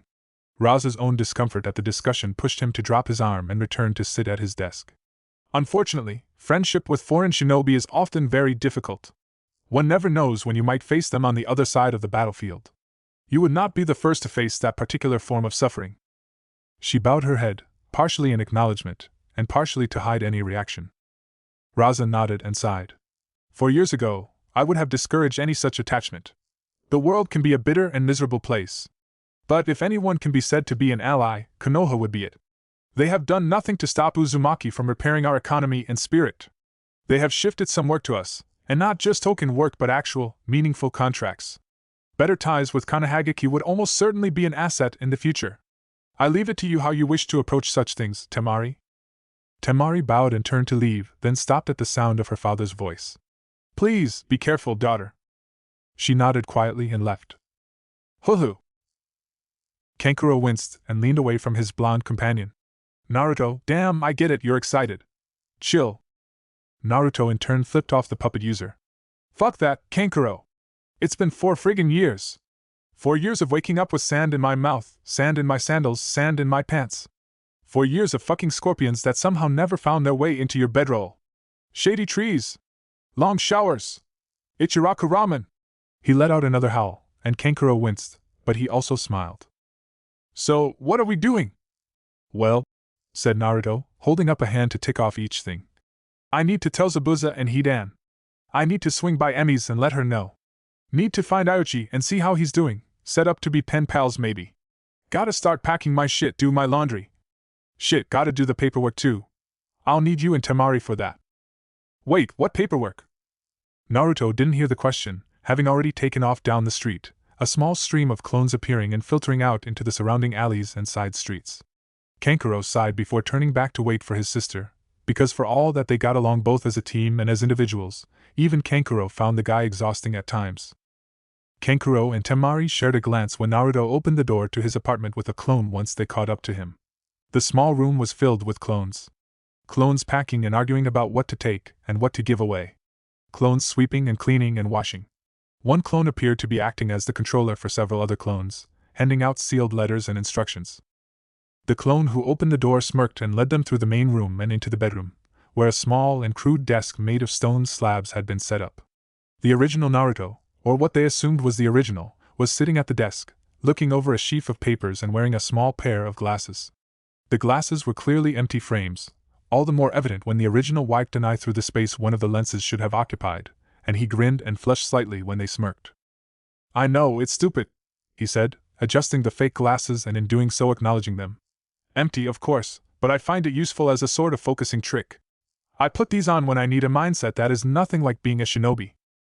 The clone delivered a pair of folding chairs and set them up, guiding first Temari and then Kankuro to sit at the desk.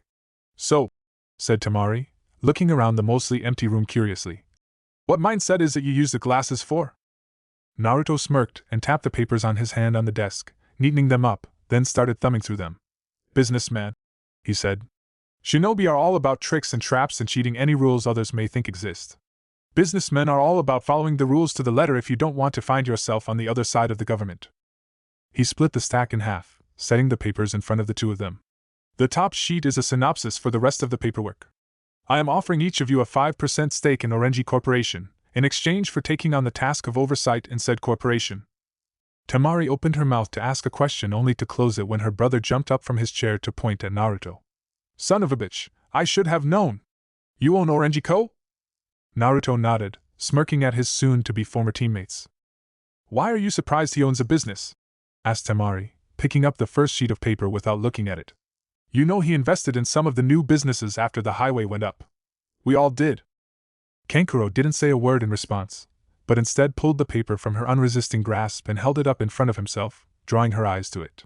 She started to scan the document, her face going from disinterest to confusion to shock. "Yeah. That's why," he told his sister. "You invested some into the new economy, but you didn't really get into the nitty-gritty of what was happening back then. Orenji Co. was directly responsible for most of the businesses that came over in the first wave. Takara Emi's Ramen Plus, Tamatsu Textiles, One Stop Convenience, Asa Tools and Hardware, Kirigakure. All of them got seed funding by Orenji Co. in exchange for a percentage." Kankuro looked over at Naruto, who was smirking. "Then, Orenji Co. just kept investing. It purchased more stock in the businesses, until it owned majority share in most of the ones it helped come over. It's infamous for being very forgiving during trial runs and startup, for keeping things running in spite of disaster instead of selling stock and jumping ship. Kirigakure didn't pull profit for more than a year, and Orenji Co. just kept putting money into it until the local economy reached the point where a toy store was viable. And then it made bank," said Naruto cheerfully. "Which I then used to build some civilian housing, shinobi retirement complexes, and other property, including the soon-to-open Hotel Orenji, the first luxury hotel in Sunagakure." The last he said with a grand gesture, as if making a speech before possible investors. Kankuro slumped into his seat, handing the paper back to Temari before picking up his own list to see just how much Orenji Co. owned. "How the hell did you do this? You're just a genin like us." Naruto's smirk only grew at the comment. "I spent better part of a year out in the fucking desert. My physical needs were taken care of by Ishigekure, by agreement. The Kazakage decided to pay me for my time at half rate, although he deferred payment until the economy got going. But I knew a few folks in Ishi who offered favorable terms for a loan. I kinda suspect they thought I'd plow the company head first into the sand and they'd inherit the pieces, but in the end they settled for a small amount of stock for dividends as part of repayment." Temari set her own paper aside, more than a little put off by just how much was on the list. "Naruto, I appreciate that you trust us with all this, but we're active shinobi. There is no way we can possibly run this for you." Naruto nodded, but his smirk didn't fade. "You're not expected to. I have already installed Tamatsu Jin as operational president. He's had the most experience with large companies. He will handle all of the day-to-day operations, as well as reinvestment and expansion." "So what is our part in this?" asked Temari. "I will no longer be able to oversee day-to-day operations. or even inspect my Suna locations with any meaningful regularity, and while they'll be sending me reports, businesses tend to lose their way. They start to cut corners, bend rules, break laws for the sake of more profit. I don't want that to happen to Orangico. He stood, his face serious. Your only purpose will be to watch and let me know if that starts to happen. When you happen to be in town, check in with Jin, but also have a look for yourself. See how the shops are running. Ask if everything is okay. You'll have enough control to stop things if they start to get foolish. I respect Tomatsu Jin. I trust you too. Kankuro was the first to start looking through the rest of the pile. So, 5% of the biggest corporation in Suna, in exchange for making sure it doesn't become a shitpile like that group that imploded down in Wave a few years back? Where do I sign? Sakura sighed when Kiri dropped a new scroll on her desk with a plaintive meow. Who would have thought that peacetime would be so busy for TI? There were always criminals to deal with, both civilians and shinobi. A village of nearly 80,000 people always had crimes, and after the downfall of the Uchiha, TI had ended up handling a lot of their former duties. Very few needed actual torture or interrogation. A kid caught with a stolen toy in hand was generally resolved by simple conversation. An adult who brained their neighbor over a dispute was usually willing to not do it again after a stern warning, or a night in the cells. But even those simple efforts created paperwork, never mind the more serious crimes that rarely cropped up. Sakura had quickly become a major part of TI for that reason. Someone had to read all the reports being generated, watching for trends in crime or spotting inconsistencies in the transcripts that may point to deeper problems. Enko was not well suited to such efforts, and the same applied for many of the guards for the building. Ibiki was suited, but he was in charge of the department, and needed someone to deal with the sheer volume of paperwork. And so began the career of Harino Sakura, torture and interrogation information specialist. She dropped the file she had just finished on the desk, signed it, and tossed it in the "This shit is boring and pointless, so file it in the archives until someone decides we don't need this stupid, pointless report" tray, which she had accurately labeled in pencil one night after a very long and dull shift. She looked at the clock with a sigh, then stood and stretched.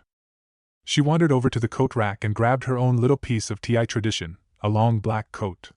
Ibiki and Enko had clubbed together to have it made for her after her first year, when she asked if the coat was obligatory or if TI folks just kind of gravitated to it. As it turned out, TI got their coats from a very specific tailor for very practical reasons, and the end result was a work of art well worth the exorbitant price the tailor charged for them. It fit perfectly, with an inner lining that had storage seals cunningly stitched into place. It kept her warm and comfortable in the winter, and a small amount of chakra could cool it to the point where she had once shivered in the middle of a summer heat wave. The fact that it hid any movement she made underneath it, which could be used to make her look like an implacable statue to subjects, was just a cherry on top. After Ibiki had shown her that trick, she tested it by standing silently in the corner of the smithy Tenten used to make her weapons until her sort of rival noticed her presence. Sure, she had to help pay off the damages when Tenten instinctively tossed an explosive at her the moment she noticed her ominous presence, but it was worth it, both as a test of the benefits of the coat and for the look on Enko's face when Sakura shared the video she lifted from a security camera of the 5 minutes she spent looming over Tenten before she was noticed. She pulled her coat on, then sighed as Kiri jumped onto the desk, causing it to creak under her weight. The former kitten had grown immensely, and at her full adult size she stood up to mid-thigh on Sakura, less a lap cat and more a couch tiger now. Meow! Sakura rolled her eyes. Yes, I am done for the day. It's almost 5. Close enough. I already heard Ibiki sneak out, which means he had enough of this boring shit and knows we did too. We're allowed to take off if we notice him doing that. Meow! No! And when the hell did you stop being lazy? Kiri let out an annoyed grumble and reached a paw up, flicking the scroll at Sakura. The scroll sailed into Sakura's side with enough force to make her shift a little. All right.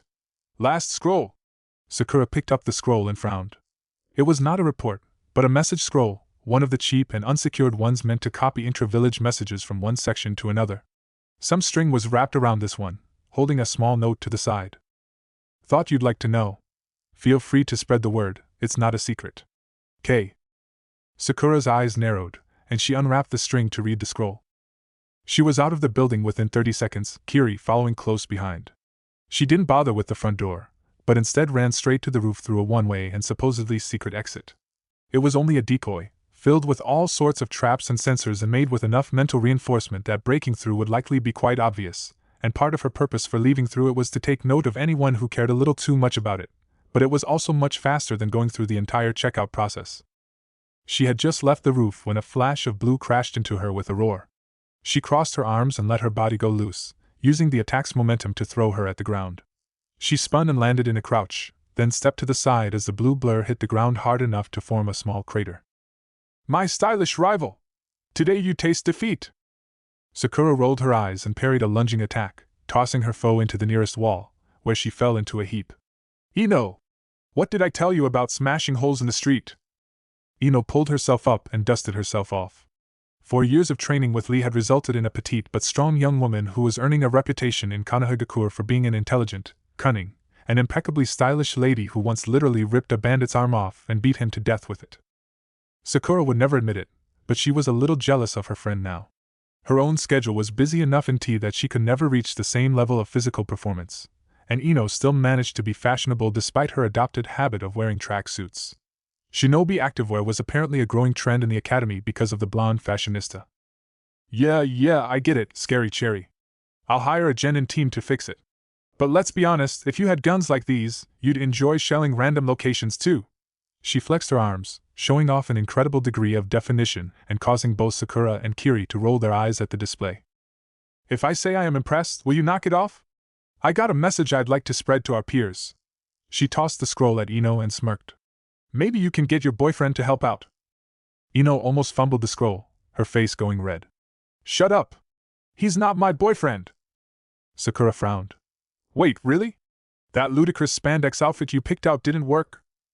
Ino crossed her arms and looked away. No, she said sheepishly, dragging the word out into a deep sigh. All I got out of it was how comfortable it would be during hot weather. Sakura's eyebrows shot up, and all she could say was, wow. Ino and Lee's relationship, or rather the lack of relationship, had become legendary. Batted eyelashes resulted in concerns about grit in her eye. Saucy poses had their posture corrected. Innuendo ran face first into good-willed incomprehension. And an outfit that Sakura would not have worn on a dare apparently was a useful way to regulate temperature.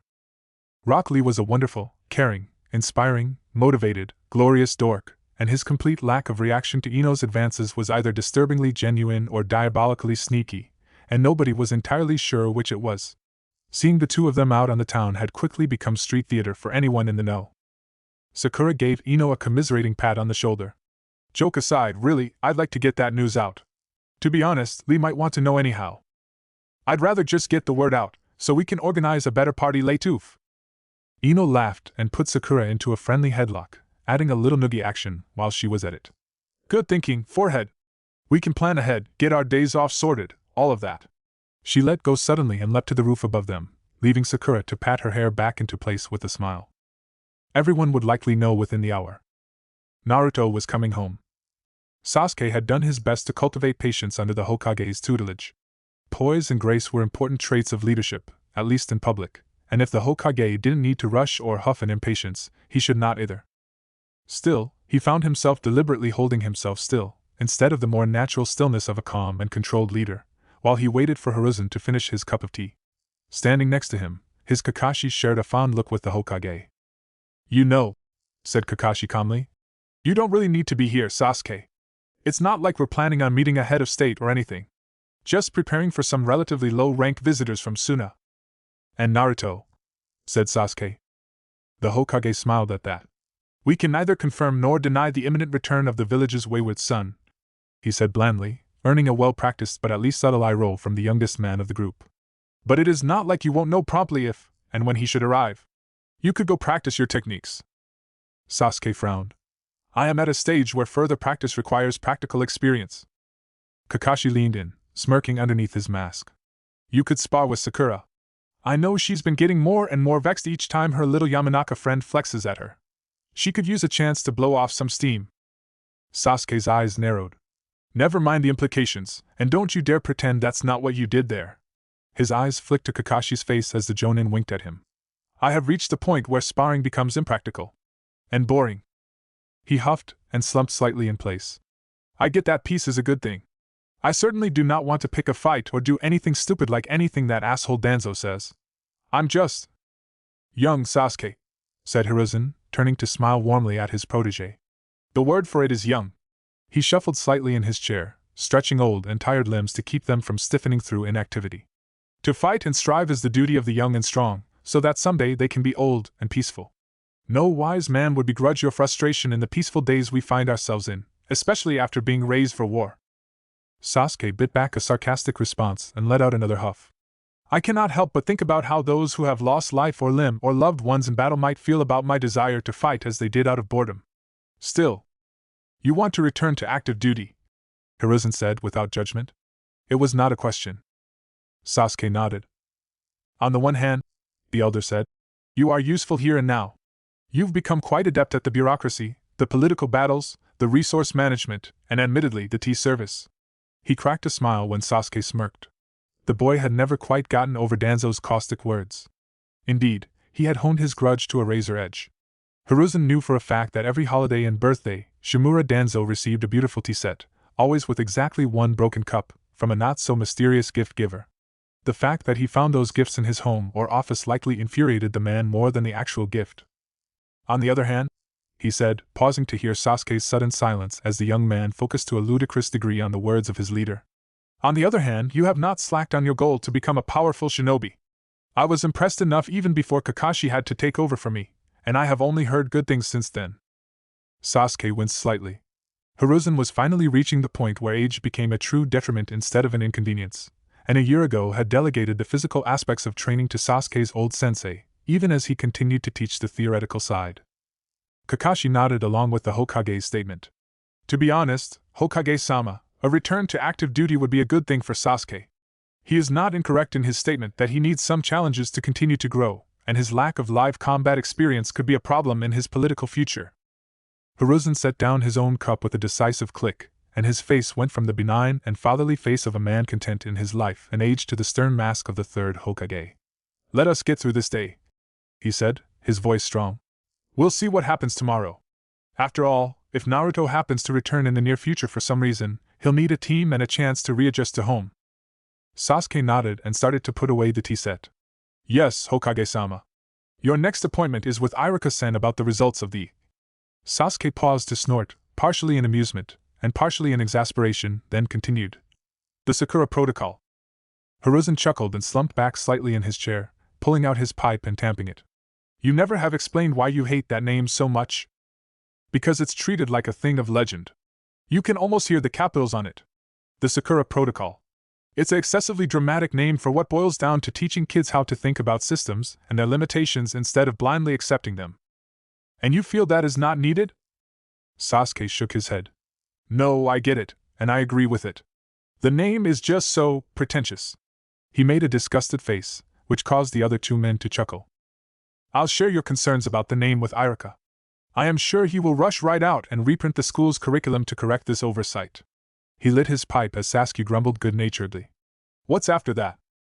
Sasuke sighed and pulled another scroll from the desk, but for all his burning desire to act, he was disciplined enough to do his part to push through the mountain of paperwork the Hokage dealt with daily. For now. And then the door opened behind him, and he turned to see Sakura standing in her coat, smiling and holding a message scroll out to him. He read the scroll, and found himself smiling back.